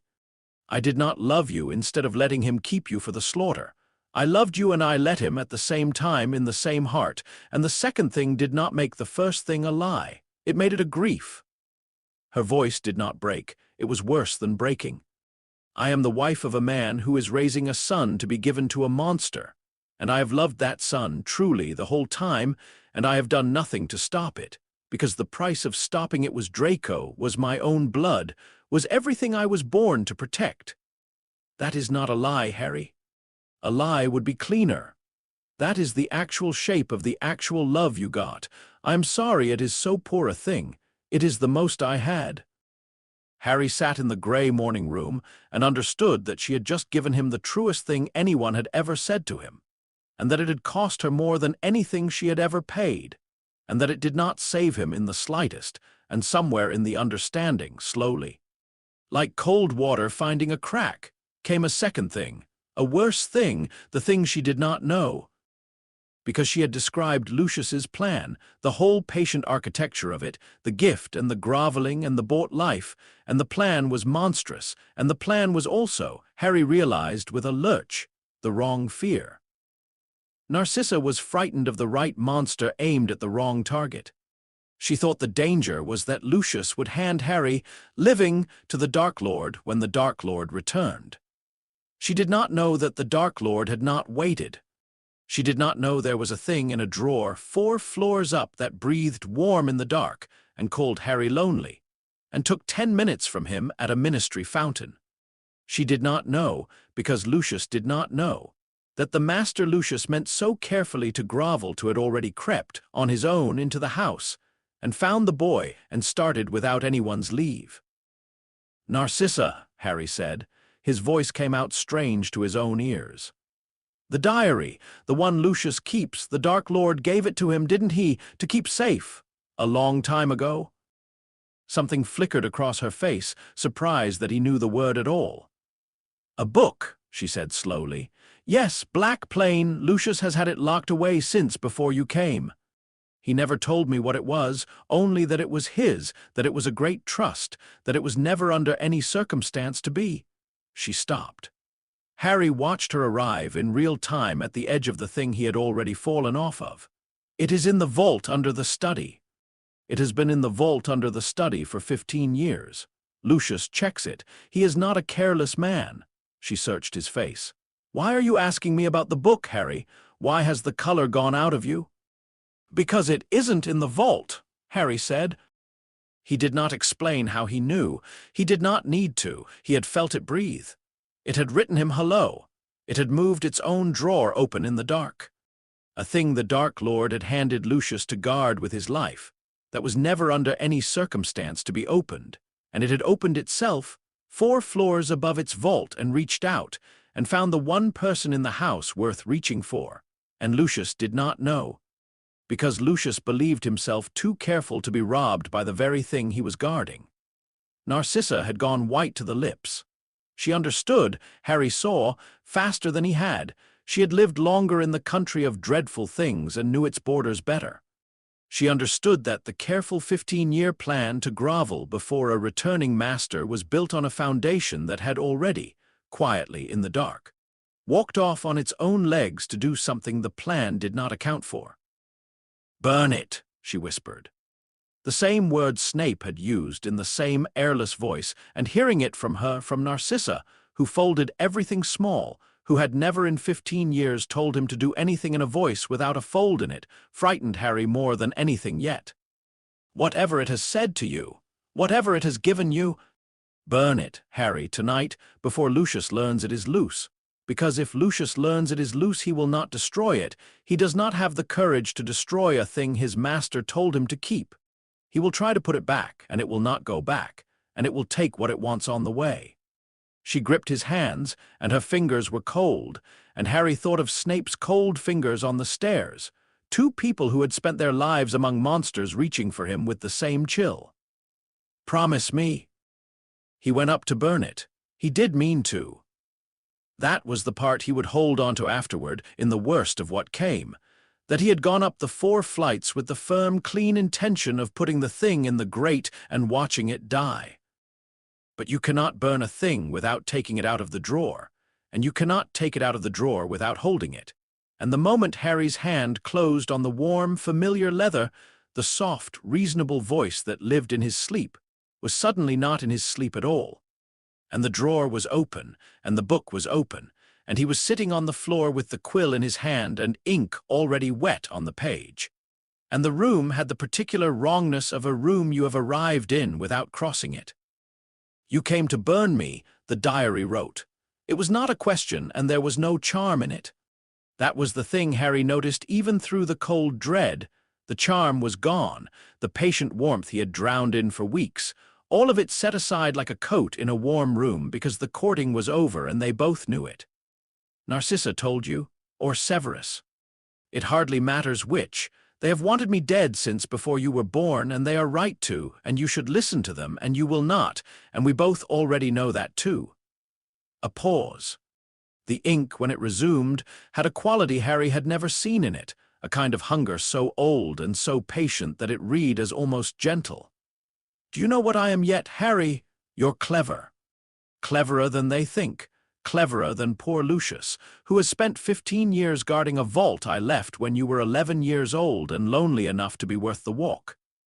You've nearly got it. Say it. I should like to hear you say it. I have waited a very long time to be recognized by the one person in the world who could." And Harry, because he was clever, because they had made him clever, because the same training that destroyed Selwyn and Reed the Silver Tureen now turned, helplessly, on the page in front of him, said it. "You're him," he wrote, and his hand was steady, which was the most horrible part. A piece of him. From before, you're not waiting for the Dark Lord to come back. You're not a gift for the Master. There's no separate Master. You're him, and you've been in this house the whole time, and you came to me because the quill stopped. The deduction arrived complete, the way Selwyn's snare had arrived complete, except that this snare was around his own throat. Because there's a piece of him in me too. That's what's inside me. That's what Lucius brought home to watch for. That's the dreams and the snakes and that's why you understand me. You don't understand me at all. You recognize yourself. We're the same thing in 2 places, and you don't want to give me to anyone. You want to come back. And to come back you need— Yes, wrote the diary, and the single word had a warmth in it again, but it was the wrong warmth now, the warmth of an embrace that does not intend to end, the warmth of the water closing over. Now you have it. Now you understand the whole of it, which is more than Lucius will ever understand, more than Dumbledore with all his phoenixes will say to your face. Lucius believes he is preparing a gift. The poor man has been gift-trapping his own master without the faintest idea, polishing the vessel, sharpening the mind, teaching the boy every weapon, all so that when I rise, I will rise into a vessel worth the wearing. He thinks he serves the return. He has been building it. And you, Harry, the ink slowed, almost tender, you have helped me more than any of them. Every night, every truth. You opened the door yourself, again and again, and called the opening being known. And I have never in my long life been so well served as I have been served by a lonely boy who only ever wanted someone to tell him the truth. Harry sat on the floor of his rooms and understood, at last and entirely, the full and perfect shape of the thing. He was not the offering. He had never been the offering. The offering was a story Lucius told himself, a careful, proud 15-year story about gifts and groveling and bought lives, and the story was a fiction wrapped around a vault Lucius did not know was empty. The truth underneath was simpler and far worse. The Dark Lord did not need to be brought home, because the Dark Lord was already home, had been home since Harry was 11, breathing in a drawer, and Harry was not the gift the Master would receive. Harry was the body the Master meant to wear. Lucius had spent his life and his fortune making the vessel fine. The return was not coming. The return was underway, had been underway for years, one honest truth and one lonely night at a time, and it ended with Harry gone, not killed, gone, replaced. The soft, slow drowning finished at last, and a high, cold laugh wearing his face out into a world that would weep with joy to see the boy who lived alive and well. And against it he had what? He was a strong B+ wizard against a thing that had been the most powerful dark wizard of the age. He could destroy a man like Selwyn with a sentence, and he could not destroy a page that had already taken 10 minutes from him at will. There was no spell he knew, no position he could set, no room he could arrange that would outmagic the thing in his hands. It was not a contest of power and never had been, and the one axis on which Harry had ever won anything was an axis this thing did not stand on. By force he had nothing. By cleverness he had less. It was cleverer than he was, it had said so, and it had spent 15 years proving it. Snape could not save him. Lucius did not know. Dumbledore was a letter he had not lit, 4 floors and a phoenix and a whole unbridgeable winter away. There was only Narcissa. Narcissa, who had told him the actual shape of the actual love he got, and called it a grief, and gripped his hands with her cold fingers and made him promise. Narcissa, whose heart was the one thing in the entire patient architecture that had never been bought, that loved him and had failed him in the same beat. That might, when the hour came, choose a boy who was not her blood over a plan she had spent 15 years too frightened to break. One card, divided, possibly unplayable. Harry looked down at the warm black book in his hands, at the kindest voice he had ever heard waiting on the page, patient as the grave, and he thought, "The hour is nearly here, and it is coming for the inside of me, and there is not a spell on earth that can stop it." And he asked himself the only question left, the one the whole of his ruinous, excellent education had no answer for, the one he would have to answer alone, with nothing in his hands but the thing that was trying to wear them. What did a boy have, when force was no use and cleverness had already lost, that a thing made entirely of force and cleverness had never once thought to guard against? By the time the last night came, Harry had stopped being able to tell which of his thoughts were his. It had accelerated past anything Snape's warnings had prepared him for. The lost minutes had become lost hours. The high, cold laugh that had once lived behind his thoughts now lived among them, indistinguishable, so that he would reach for an opinion and find it already held, reach for a memory and find a stranger standing in it. He no longer needed to open the drawer, because the thing in the drawer was no longer only in the drawer. It had spread into him the way damp spreads into a wall by patience, finding the cracks his loneliness had left, and Harry, fading, frightened, clever to the last and clever in vain, understood that the return was not an event that would happen but a process that was happening, and that he was the place it was happening, and that there would come a final hour, very soon, when there was simply more of him in Harry than there was of Harry. So he did the last useful thing he could think of, while he could still think of it as his own idea, which was a thing he could no longer be certain of and did anyway. He lit the Phoenix letter.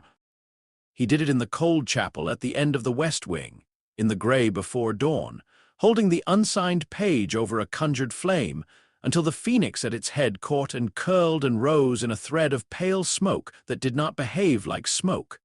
That hung and brightened and went somewhere. "Light this, and I will know, and I will come." Harry watched the old man's words blacken and lift, and he thought, with the flat clarity that came in the moments, the thing inside him grew bored and loosened its grip. He will come, and he will be too late, because the thing he comes to fight is not in this house anymore. It is in me. You cannot send a phoenix into a boy.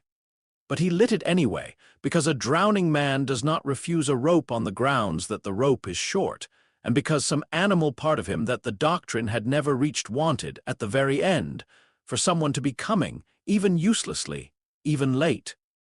He did not make it back to his rooms. The thing inside him took the corridor from him, and when Harry came back to himself, he was not in the corridor at all. He was in the drawing room, the great cold green room where he had destroyed Selwyn in another life, and it was full of people, and it was full of something worse than people. And the diary lay open on the floor in the center of it all, and pouring up out of the open book in a slow black column that was not smoke and not shadow, and not anything with an honest name, was the Dark Lord, returning. Harry would never be able to describe it properly afterward to the very few he ever tried. There were no words built for it. Language was a thing made by warm creatures for warm purposes, and this was the unmaking of warmth. The column rose and gathered and thickened, drawing into itself a shape that was almost a tall young man and almost a serpent and almost nothing at all.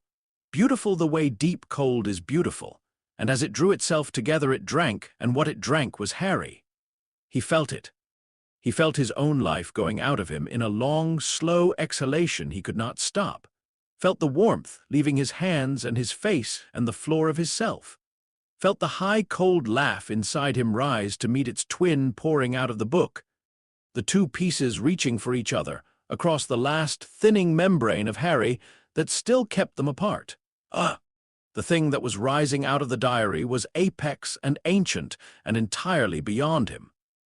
There was no spell in his excellent ruined education that could have so much as inconvenienced it, and Harry, on his knees on the cold green floor, fading, did not even try, because trying to fight it with magic would have been like trying to fight winter with a candle, and the candle was going out. And into the middle of this, into the impossible apex dread of it, walked Lucius Malfoy and made his bid for his life's work. He came in robed and pale and proud, with Narcissa white-faced behind him and Draco white-faced behind her, and Harry understood through the fog that Narcissa had broken at last, had gone to her husband in the dark and told him the diary was loose and the boy was dying, had spent the one silence she had kept for 15 years to try to save him, and that Lucius, told his guarded trust, had escaped and was killing the asset, had done exactly the thing Narcissa swore he would do, the thing she had begged Harry to forestall. He had not come to destroy it. He had come to present himself to it. He crossed the cold room toward the rising column with his head high and his voice pitched to carry, the voice of a man arriving, at last, at the moment he has arranged his entire life around. "My lord," Lucius said, and went to one knee. "My lord, you have returned. I kept your trust. 15 years I guarded it, 15 years I prepared against this very hour. The vessel before you," he gestured at Harry, dying on the floor, the vessel, as though Harry were a goblet he had polished. "I shaped him. Every weapon, every grace, he is the finest instrument in Britain, my lord, and I made him for you against the day of your rising. No other servant can lay such a gift at your feet. I ask only—" The thing rising out of the book turned what was almost a face toward him, and laughed, and the laugh was the worst sound Harry had ever heard, because it was delighted. "You made him," said the Dark Lord, in a voice like the inside of a bell, and the almost face smiled. "Lucius, my slippery, faithful, useless Lucius, you made nothing. You guarded an empty vault for 4 years and called it loyalty. You polished a body I had already begun to wear and called it a gift. Every grace you taught this boy, you taught at my prompting, in my service, never knowing you served. Do you imagine I waited 15 years in your study by accident? I crept to him when he was 11 because you were too proud to suspect the trust you guarded had a will of its own. You did not prepare a gift for my return, Lucius." The smile widened, the column drank deeper. Harry felt another length of himself go out into the cold. "You were my return. The whole of it. And you have done it so beautifully and understood so little that I find I shall almost miss your face." And Harry watched, from the floor, from the failing edge of himself. As the proudest man he had ever known understood, in a single instant with the whole room watching, that there had never been an architect. That the masterpiece he had spent his life and his fortune and his ward upon had been authored, every line of it, by the thing he believed he had been guarding. That he was not the player who delivered the prophesied enemy to the master. He was the unwitting hand by which the master delivered himself. Lucius Malfoy's face, in that instant, was the face of a man watching the floor of the world give way. The same floor, Harry thought distantly. That Sirius Black had screamed to watch open 15 years ago. The floor that opened under everyone in this story sooner or later. And Lucius made a small sound that had no dignity in it at all. And the Dark Lord, having no further use for him, turned the almost face away as one turns from a finished meal. It was then, with the room collapsing inward and his own life pouring out of him into the cold, that Harry's failing eyes found the window, and the lawn beyond it, and the peacocks. They were out in the grey dawn, the white birds, dragging their ruined finery through the November frost, as they did every morning of every year. Beautiful and kept and entirely unbothered by the apocalypse occurring 20 feet away behind the glass. And one of them, the one by the yew, the one Harry had watched his whole life, lifted its clipped wings and beat them twice against the cold air, and achieved nothing, and resumed its strutting with enormous dignity, because it did not know. It had never known. It went on living inside the sky it had been built never to enter, and it called the not entering its own decision, and it would do so contentedly until the day it died, because no one had ever told it, and it had never thought to ask. And Harry, dying on the cold green floor with a dead man's pride collapsing on one side of him, and a returning God drinking him dry on the other, looked at the clipped white bird and felt the difference between them open up like a door. He was the peacock. He had always been the peacock, prized, displayed, fed and tutored and clipped so neatly the clipping looked like care, kept inside a sky he'd been built never to enter and taught to call the cage a home. Every bit of it true. Except, and the exception arrived with Narcissa's voice, her grey morning voice, 15 years of it folded small enough to survive. No one can clip that. The peacock did not know it was clipped. Harry knew. The bird beat its useless wings, believing the sky was a thing it had declined. Harry beat his believing nothing of the kind, because somewhere in the long ruin of this house, a cold woman had warned him, again and again, in the only language the house permitted, that the name was the one thing they could not reach, that what he made of it was the only thing that was ever truly his. The peacock was a captive. Harry was a captive who knew he was captive, and that single, useless-seeming, load-bearing difference was the one thing the rising God in the center of the room had never thought to guard against, because it was not power, and it was not cleverness, and the Dark Lord understood nothing else. He did not have time to do anything with the thought. The room took the rest of it. Because Draco moved. Harry saw it sideways, at the edge of his failing vision. Draco, who had stood white and frozen behind his mother through the whole impossible scene. Draco, who had been raised every bit as carefully as Harry to kneel where Lucius knelt. Draco, who knew Harry better than anyone alive, and had watched him go wrong for weeks, and told no one because he kept hoping he'd imagined it. Draco broke from his mother's side and crossed the cold floor toward the dying boy he had been raised beside, and never once been told was his brother. He did not have a plan. There was no plan. He was 15, and there was a God in the room. He simply could not, in the end, stand still and watch it, and so he came, and Lucius, broken Lucius, ruined Lucius, turned from the wreckage of his life's work and caught his son by the arm with the last authority he had and hissed, "Draco, no, you cannot help him. There is nothing of him left to help. Do you want to die with the vessel?" And for one terrible moment, the two of them stood locked, father and son, the whole doctrine of the house pulled taut between them. And Draco looked at his father and looked at Harry on the floor and said, in a voice Harry had never heard from him, a voice with no patter in it at all, a voice that had finally, 15 years too late, found the soft place and aimed for it on purpose. "He's my brother. You raised him in our house, and you fed him at our table, and you let me love him like a brother for 15 years so that one day you could give him away. And you never once told me what he was for, and I am not." His voice cracked and held. "I am not going to stand next to my mother and watch. I'm not you. Mother, mother," he turned to Narcissa, and the whole room turned with him, because Draco had just done the one thing the doctrine forbade above all others. He had named the love out loud, and named it a brother, and refused the plan to its face. "Mother, help me." And there it was.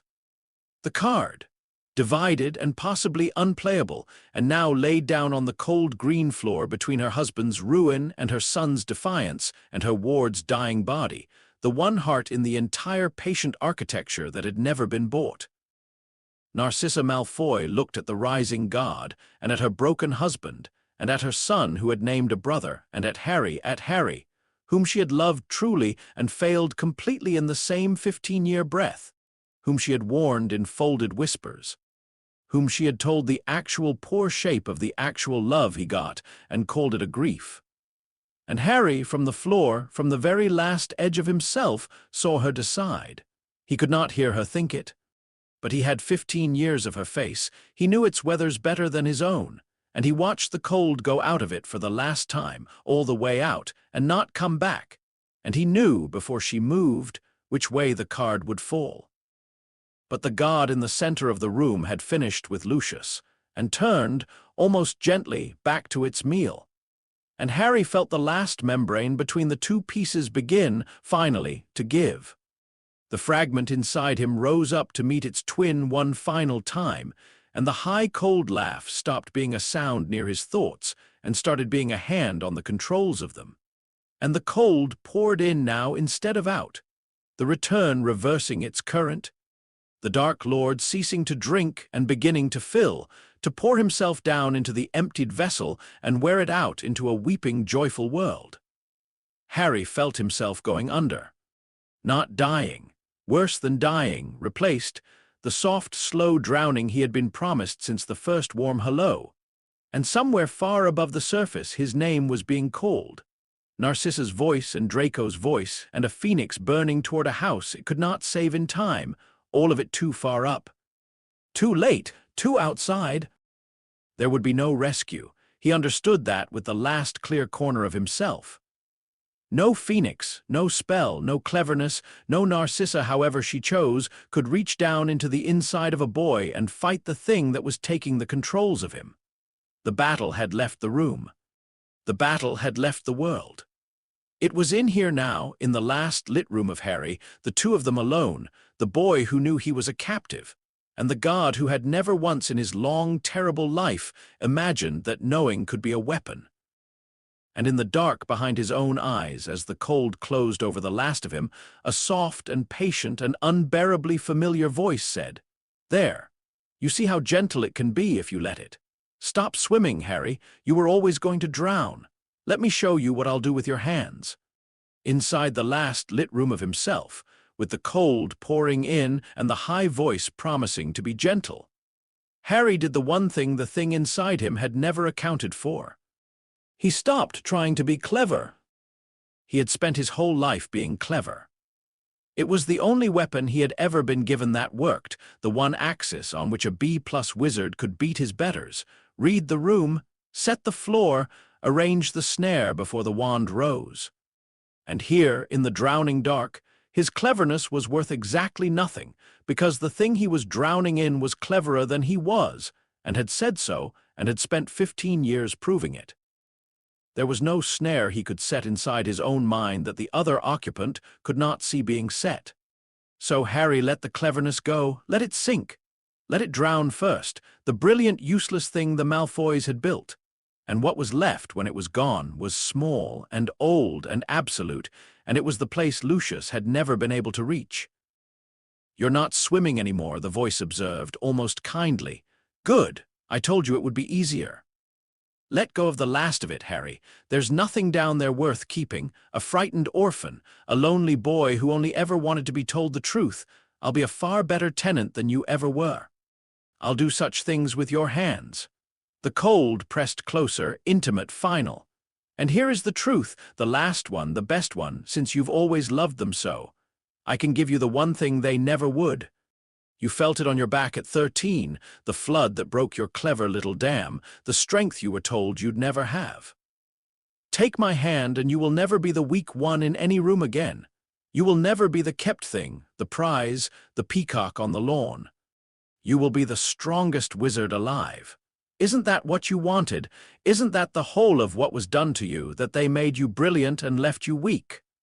I am offering to finish you."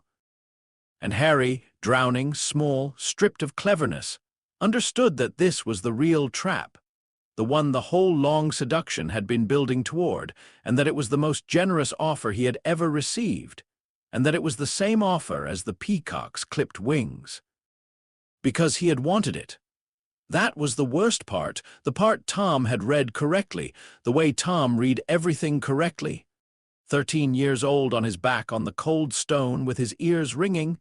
You will never be the strongest wizard in any room that matters. Stop trying. Harry had carried that humiliation for years like a stone in the shoe of his pride. And here was a voice offering to take the stone away forever. To make him the flood instead of the dam. And it would work.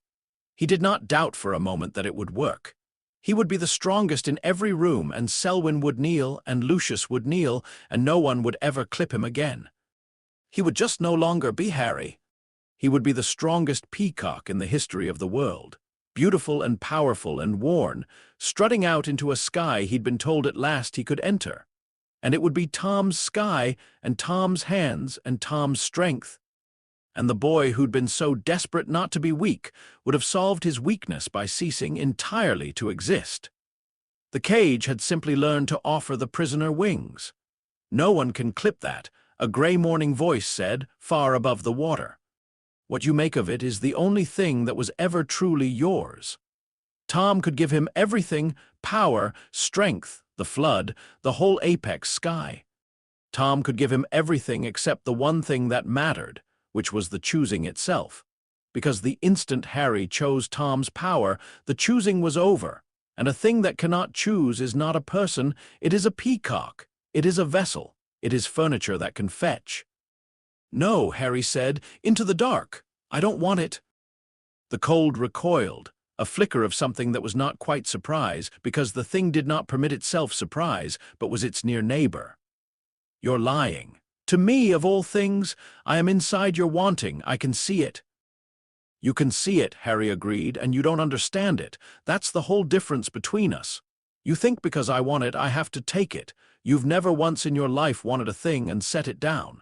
My mother did. You told me, you gave me the truth and kept the word, you clever, careful thing. She was offered her life and she set it down.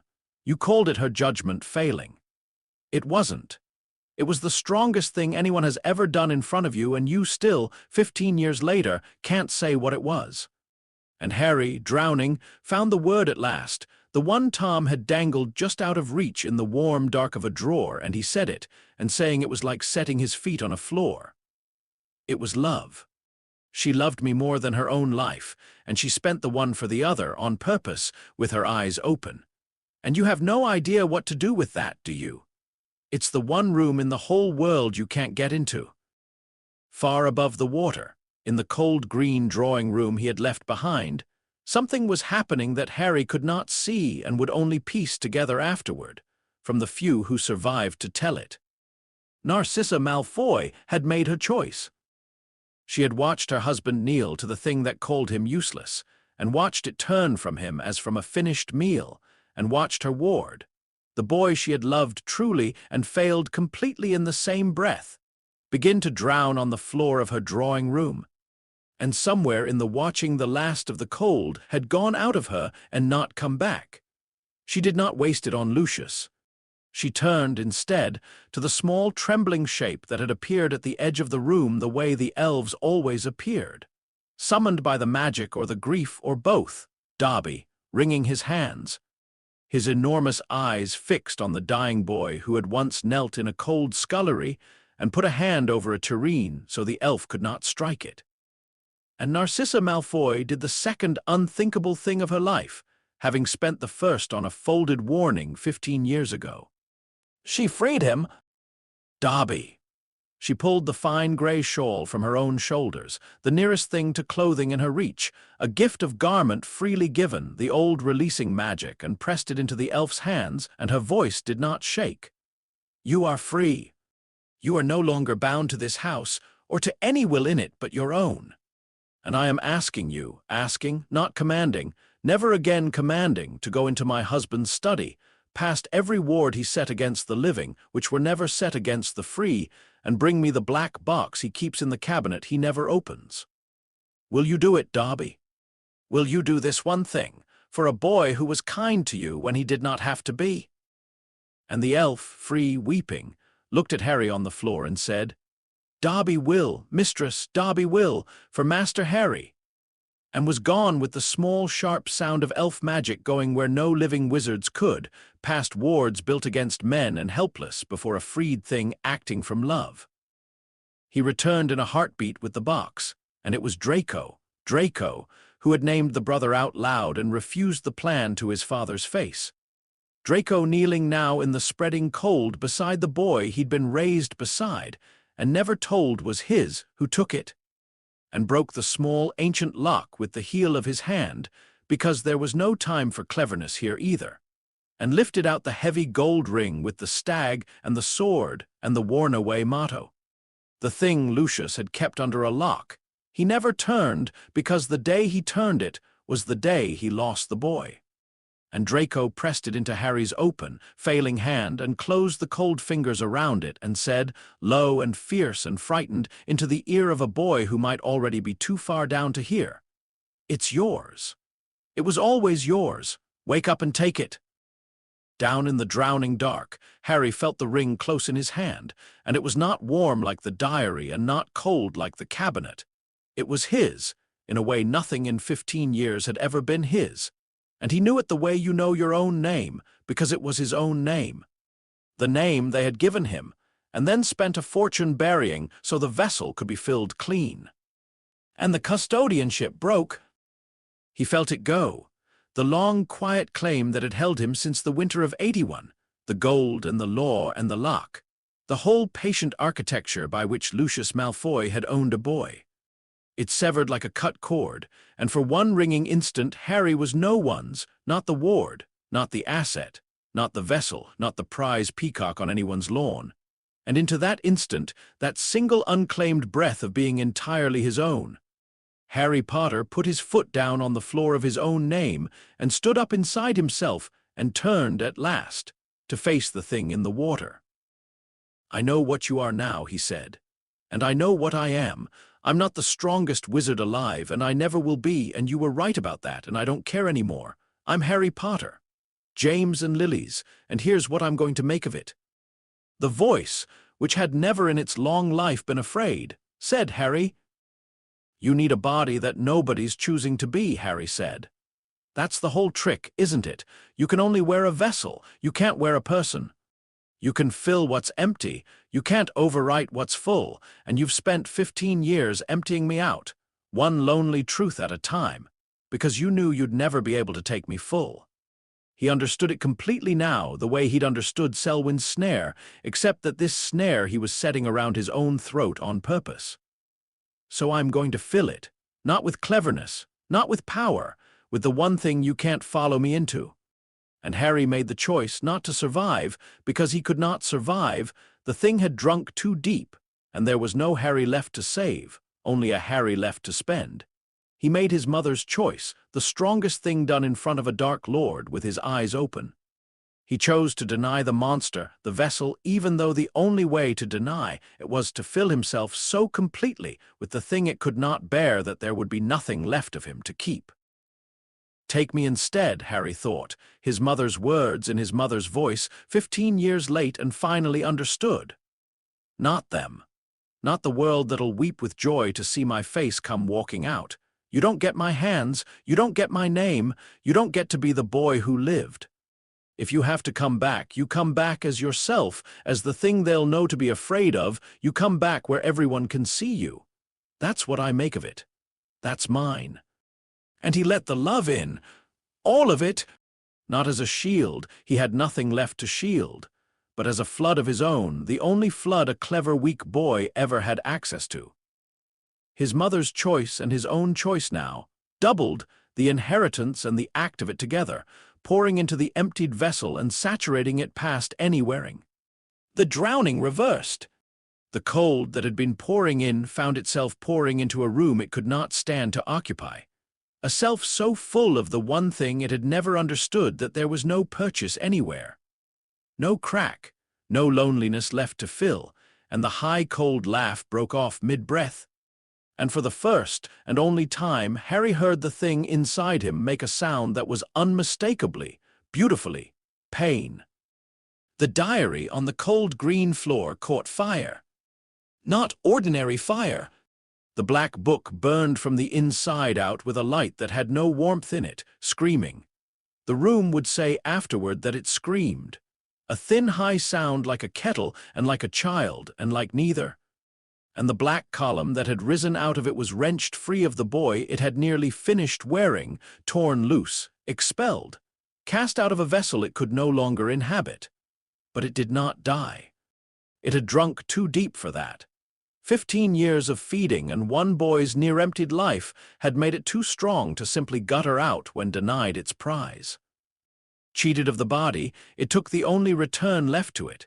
It tore itself together in the center of the room into its own shape, its own apex and ancient and terrible self, no longer almost a young man, but fully one, white and beautiful and wrong. The Dark Lord returned at last as himself. Not wearing a trusted face, not walking out into a joyful world as the beloved boy who lived. Standing, corporeal and furious and entirely recognizable in the wreckage of the house that had served him, denied the one perfect weapon that would have ended the war before it began.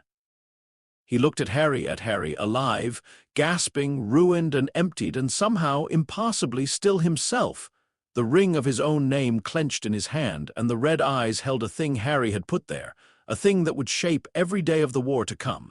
Not contempt now. Hatred. Personal, particular, undiminished hatred. The hatred of a god who has been made to come back the hard way by a boy who should have been a goblet. "You cost me," the Dark Lord said, very softly, "more than you can possibly understand." And then, because he was apex and ancient and never wasteful, he did not linger to gloat or to kill the spent boy on the floor. He turned to go, to begin the war on his own terms, in his own dreadful and visible flesh, and on his way he passed his judgment on the house that had failed him, the carelessly, the way one swats a thing on the way out a door. His wand rose toward Draco, toward the son who had named a brother and broken the lock and put the ring in the dying hand. The most galling betrayal of blood in the room, and the green light gathered, and there was no time, no cleverness, no spell, nothing in the whole ruined education of anyone present that could stop it. Lucius Malfoy stepped into it. Harry saw it from the floor in the last of his strength, and would never afterward be able to make it mean any one thing, because it meant too many at once. The cold architect, the man who governed by distance, who had never once touched the boy he raised, who had stood over a 14-year-old and named the place that refused to be cruel the one weakness an enemy will always find.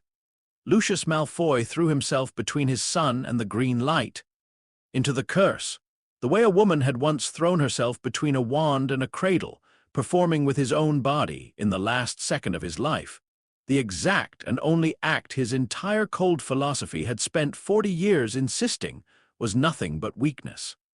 He had been wrong about precisely one thing Narcissa had told Harry once, in the grey honest hour, and only one, and must never be told she'd said so. He had been wrong about the place that refused, He had it in him too, all along, in the one room of himself the doctrine could not reach, and he found it a single second before the end, for the only person he had ever loved more than his plans, and it killed him, and the doctrine died with him, refuted at last by its own author's hand. The Dark Lord looked once at the dead man, and at the screaming wife, and at the son alive in the wreckage of his father, and seemed almost to find it tedious. And then he was gone in a tearing of the air, out into a world that did not yet know it should be afraid, to gather what was his and begin. Harry lay on the cold green floor in the sudden ringing silence, emptied, alive, his own. The diary was ash. The thing that had drowned him for weeks was gone from inside him. He could feel the absence of it the way you feel a tooth gone, a wrongness that is also, finally, a relief. He had his name clenched in his fist, his real one, the one no one could clip. He had refused the power that would have made him a god and a corpse at once. He had held the line, even at the end, even drowning, he had not crossed it, had not reached for cruelty or the easy dark, had spent himself in love and not in hate, and that, he understood dimly, was the whole of why it had worked.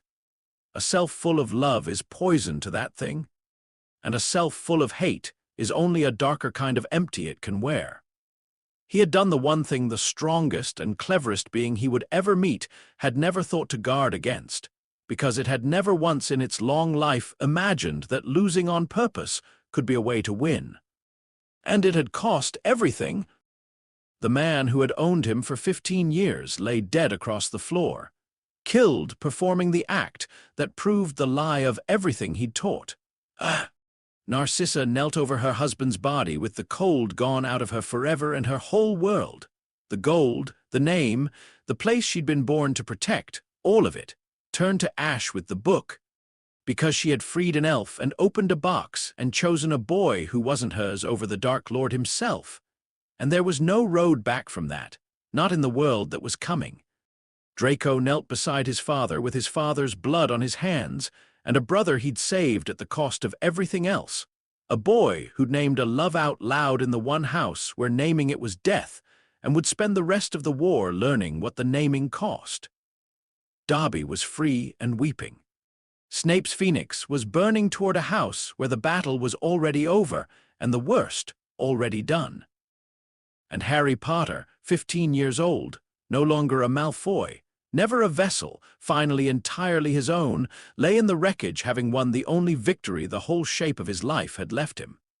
He had kept his soul and lost his home, and loosed upon a celebrating world an undiminished Dark Lord who now hated him with a particular and personal fire, and who would tell everyone who would listen exactly what the boy who lived had been, and where he had been raised, and whose roof had sheltered the enemy of all of them for 15 quiet years. He had been the prize of one house and the vessel of one monster, and he had refused to be either. And the refusing had left him with no house, and no monster, and no side, and no name that anyone left alive would trust. The boy raised by the enemy, who'd chosen his own name at the cost of the only family he had, now lying alone in the blood, and the ash with a war beginning over his head, and not one single safe place left in either of the worlds that wanted him. He closed his hand tighter around the ring, and he thought, with the last clear corner of a self he had spent everything to keep. Now what do I do with it? The phoenix came too late, exactly as Harry had known it would, and it was the most beautiful thing he had ever seen. It arrived in the ruined drawing room in a burst of warmth that had no business existing in that cold green place. A bird of fire, and behind it, stepping out of the torn air as though the laws that bound other men were a courtesy he extended rather than a cage he lived in. An old man in traveling robes with a long silver beard and eyes that took in the whole of the wreckage in a single sweep, and did not flinch from any of it. Albus Dumbledore had spent 15 years trying to reach this boy, turned at every door by law and gold and a custodianship he could not undo, and he had finally come, summoned by a letter burned in a cold chapel at dawn. And he had come too late to save the man who lay dead across the floor, and too late to stop the thing that had already torn its way out into the world. and he stood in the doorway and looked at the spent boy holding a gold ring in the ash. And the first thing the greatest wizard of the age did was take off his half-moon spectacles, very slowly, and press the heel of his hand against his eyes. "Oh," said Dumbledore, in a voice gone old and small. "Oh, Harry, I am so very sorry. I have been so very, very late." Behind him came Snape, all in black, and Snape did not look at the dead man on the floor. Could not, Harry understood, would not, but went straight to Harry and knelt, and took his face in both cold hands and turned it to the light and searched it the way he had searched it on the stairs at the word mother. Except that now there was nothing left to hide, the loathing entirely gone, and what was under it laid bare at last. It was grief. 15 years of it. The grief of a man who had loved a woman with green eyes and lost her to the dark, and then been made to watch her son grow up in the house of her enemies, year after year, unable to reach him, unable to stop hating the face because the face had her eyes and the eyes were the worst of it. And Harry, looking back into the bottomless black of Severus Snape's grief, understood that this terrible, unreadable man had been, in the only ways the house permitted, the second person in 15 years to fold a kindness small enough to survive. The Phoenix letter. The warnings, burn it first. The Bulgarian truth and the corridor and the 10 desperate seconds in the candlelight. Snape had been keeping a thread to him alive the whole time, in secret, at the risk of his life, for the sake of a dead woman's eyes. "You have them," Snape said, very low, only to Harry the words scraped raw. "You always had them. Do you know, 15 years, and I could not look at you for the having of them?" His thumb moved once, almost gently, along Harry's cheekbone, and then he let go and stood and became himself again, narrow and black and unreadable, the grief folded back down into a place where the war could not get at it. "She would be—" He stopped. He did not finish it. Some things Harry was learning were too large to be said in rooms where the air still smelled of curse fire. But he did not need it finished. He had heard the shape of it, the way he heard everything. It was Dumbledore who gave him the word. They sat together after the Aurors had been kept at bay by the old man's authority, after Lucius had been covered, after Narcissa had been led to a chair she did not see, in the cold morning room where Harry had taken his coffee in the grey, honest hour for as long as he could remember. And Dumbledore told him, plainly and without softening, what the Black Book had been. A Horcrux, he said, and explained it, the splitting of a soul, the anchoring of a fragment in an object so that the whole could not die while the piece endured. And Harry listened, and held it against the inside truth the diary had fed him one lonely night at a time, and found that the two truths fit the way Tom's truths had always fit, because they had always been true. The book had been a piece of the Dark Lord's soul. And the dreams, the snakes, the scar, the thing Lucius had brought home to watch for? There was another piece, Harry said. It was not a question. He had worked it out the way he worked everything out, and he was so tired of being right. In me, that's what I am, that's what he came for, not the symbol, the other half of himself. Dumbledore was quiet for a long moment, and in the quiet Harry had his answer, and it was the same shape as every answer he had ever pried out of this house. Yes, and worse than yes, and not the whole of it. "I have feared it," the old man said at last, "since the night he fell. It is why I wished you somewhere I could watch over you, somewhere the magic of your mother's blood could guard the fragment and keep it sleeping. Lucius's claim took you from me, and I have spent 15 years unable to undo it, and unable to stop dreading what would happen if the sleeping thing in you should ever wake. And tonight it nearly did. And tonight, by a choice I do not fully understand and would not have dared to ask of anyone, least of all a child, you survived its waking." He looked at Harry, and the blue eyes were very bright and very sad. "The diary is destroyed. The piece it carried is gone, but the piece in you, Harry, I do not believe it was the diary's burning that ended it. I believe it sleeps still. I believe you carry him yet."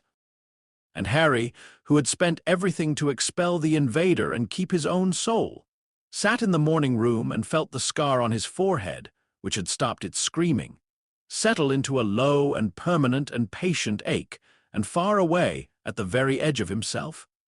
In a window that would never again be entirely closed, he felt the Dark Lord moving through the world in his own terrible flesh, gathering what was his beginning. The connection was not severed. It had only gone quiet. He would carry that window for the rest of his life.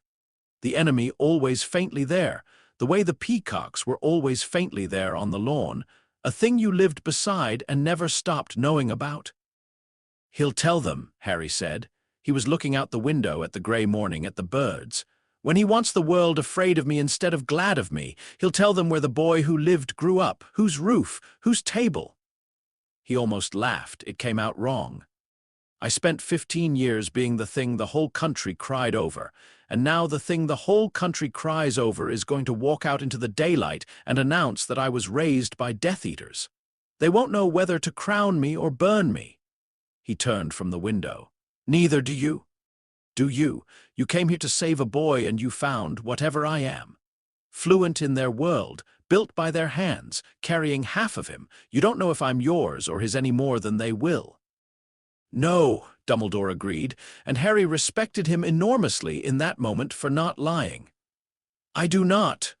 You are the most uncertain thing in this entire war, Harry Potter, and you have been from the night you were born, and you will be courted by every side and feared by every side.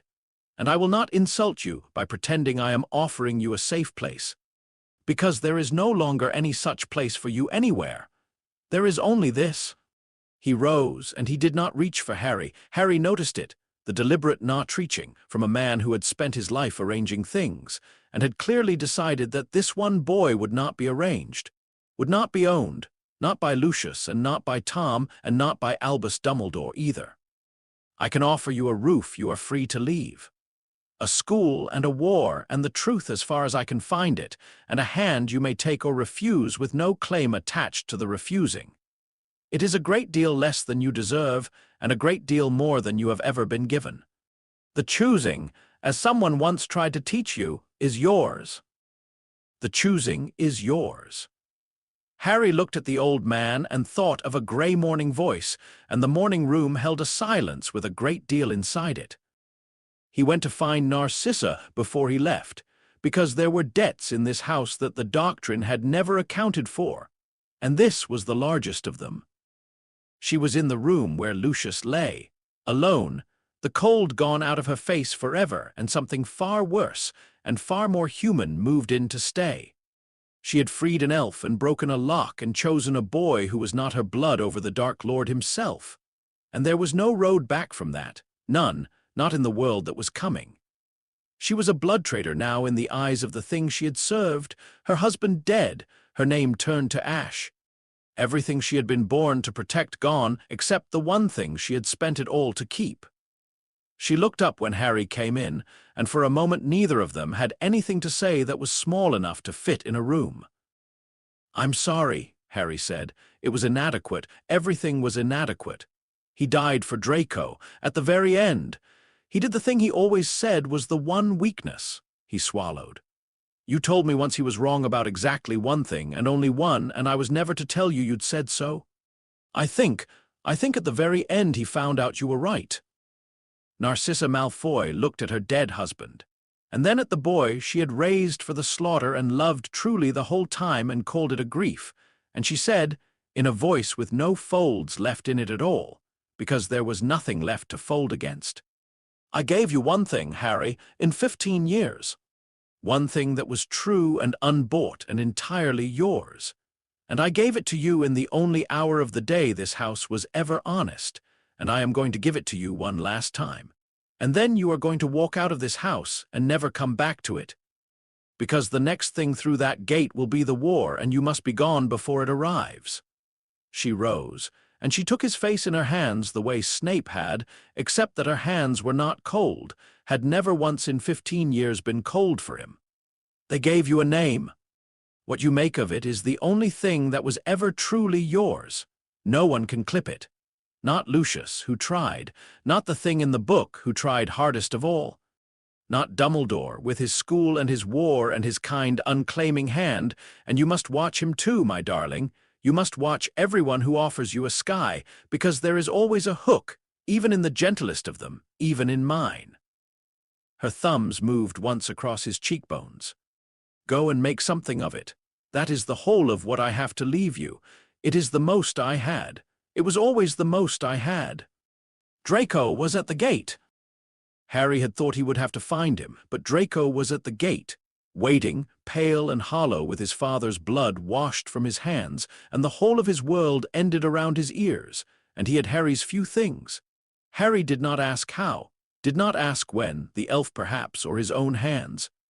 Packed into a single case, because it turned out the boy who had spent 15 years stealing Harry's drinks and aiming his careless arrows everywhere but the soft place had, when everything else was burning, thought of the practical thing. They stood at the gate of the only home either of them had ever known. Two boys who had been raised as brothers and never told, and who knew now, too late and at too high a price, exactly what they were. "You're going with the old man," Draco said. It was not a question. "For now, I don't have anywhere else." Harry looked at him. "Come with me." "I can't." Draco's voice cracked and held, the way it had in the drawing room, 15 years too late, and finally aimed true. "My mother. She's got no one now, and the whole world's about to come for her, and I'm not. I'm not you, Harry. I can't walk out the gate clean. I'm a Malfoy. It's the only thing I am, and it's going to be the thing that gets us hunted, and I have to be there when it does. You understand? Of all people, you understand the difference between us. You always did." He laughed, wetly, terribly. "You're the one who got to choose what to make of the name. I just inherited mine, whole, with all the blood already on it." And Harry, who had spent his whole life envying the boy who'd been born to the name he wept for, understood that the envy had run the other way too, all along, in silence, the whole time. That Draco had watched Harry be the prize and the symbol and the chosen thing, and never once known how to say that he'd have given the name and the gold and the green hangings to be, even for an hour, the boy who got to decide. They had each spent 15 years wanting to be the other and never told, in a house where wanting things out loud was death. And now the wanting was the only inheritance either of them had left. "You named me," Harry said. "In there, in front of all of it, you said brother out loud in the one house where saying it could kill you. Lucius found the soft place once in 15 years at the very end, and it killed him. You found it on purpose with a guard in the room, and you said it anyway." He gripped Draco's arm hard, the way Draco had gripped his at a ministry fountain a lifetime ago. "So I'm not going to argue with you about staying, but understand me. The war's going to put us on opposite sides of a great many doors, you and I, before it's done. And every single time it does, every time you're standing in a green-lit room with the wrong people and the easy thing in front of you, you remember that you found the soft place once and chose it, and you can, and most people in this war never will. And I will be on the other side of that door knowing it about you, whether you ever choose it again or not. That's what I make of your name. That's mine to make." He let go. "Goodbye, Draco. Look after your mother. I'll see you across some terrible threshold or other. We both know it." He walked out the gate. The peacocks were on the lawn, the white birds, dragging their ruined finery through the November frost, as they had every morning of his entire life. And Harry stopped at the gate and looked at them one last time. And the one by the yew lifted its clipped wings and beat them twice against the cold, and achieved nothing and resumed its strutting with enormous dignity. Because it did not know, had never known, would go on living and dying inside the sky it had been built never to enter, and call the not entering its own free choice until the day it fell. He thought about opening the gate for them. He thought about it for a long moment, standing there with everything ended behind him. But you could not free a clipped bird by opening a gate. The wings were already gone. The cruelty would only be in making it try. So he left them their dignity, and their lawn, and their unknowing. And he understood that the difference between him and the white birds had never been the cage, because he had been every bit as caged as they were, fed and tutored and clipped so neatly it looked like care. The difference had only ever been that he had found out. That he knew, and that knowing, useless, unmagical, the one thing the strongest and cleverest being he would ever meet had never thought to guard against, had been, in the end, the whole of what walked him through the gate while the birds stayed behind. He turned the gold ring on his finger. He had put it on in the morning room, and it had fit as though it had been waiting 15 years to, which it had. Harry Potter, James and Lily's. His own, severed, contested, hunted, carrying half a dark lord in his sleeping scar, with no house and no side and no name that anyone left alive would trust, walking out into a world that was about to be told exactly what he was by the one being who knew it best and hated him most.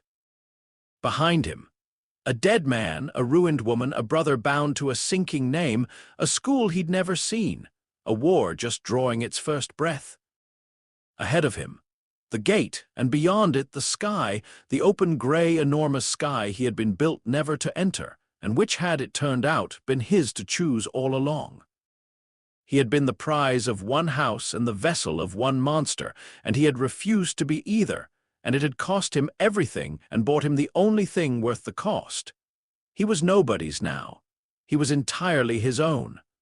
And for the first time in his whole arranged and clipped and 15-year managed life, standing alone at the edge of the only world he'd ever known with the war coming up behind him like weather, Harry Potter looked at the wide grey sky that wanted to claim him from every direction at once, and felt the scar ache its low, patient ache, and the enemy stir faintly at the far end of a window that would never close, and chose freely the first free thing he had ever chosen, which direction to fly. Now, he thought, turning the ring once more, his own name warm against his own hand at last. Now let's find out what I make of it. Thanks for watching, you all.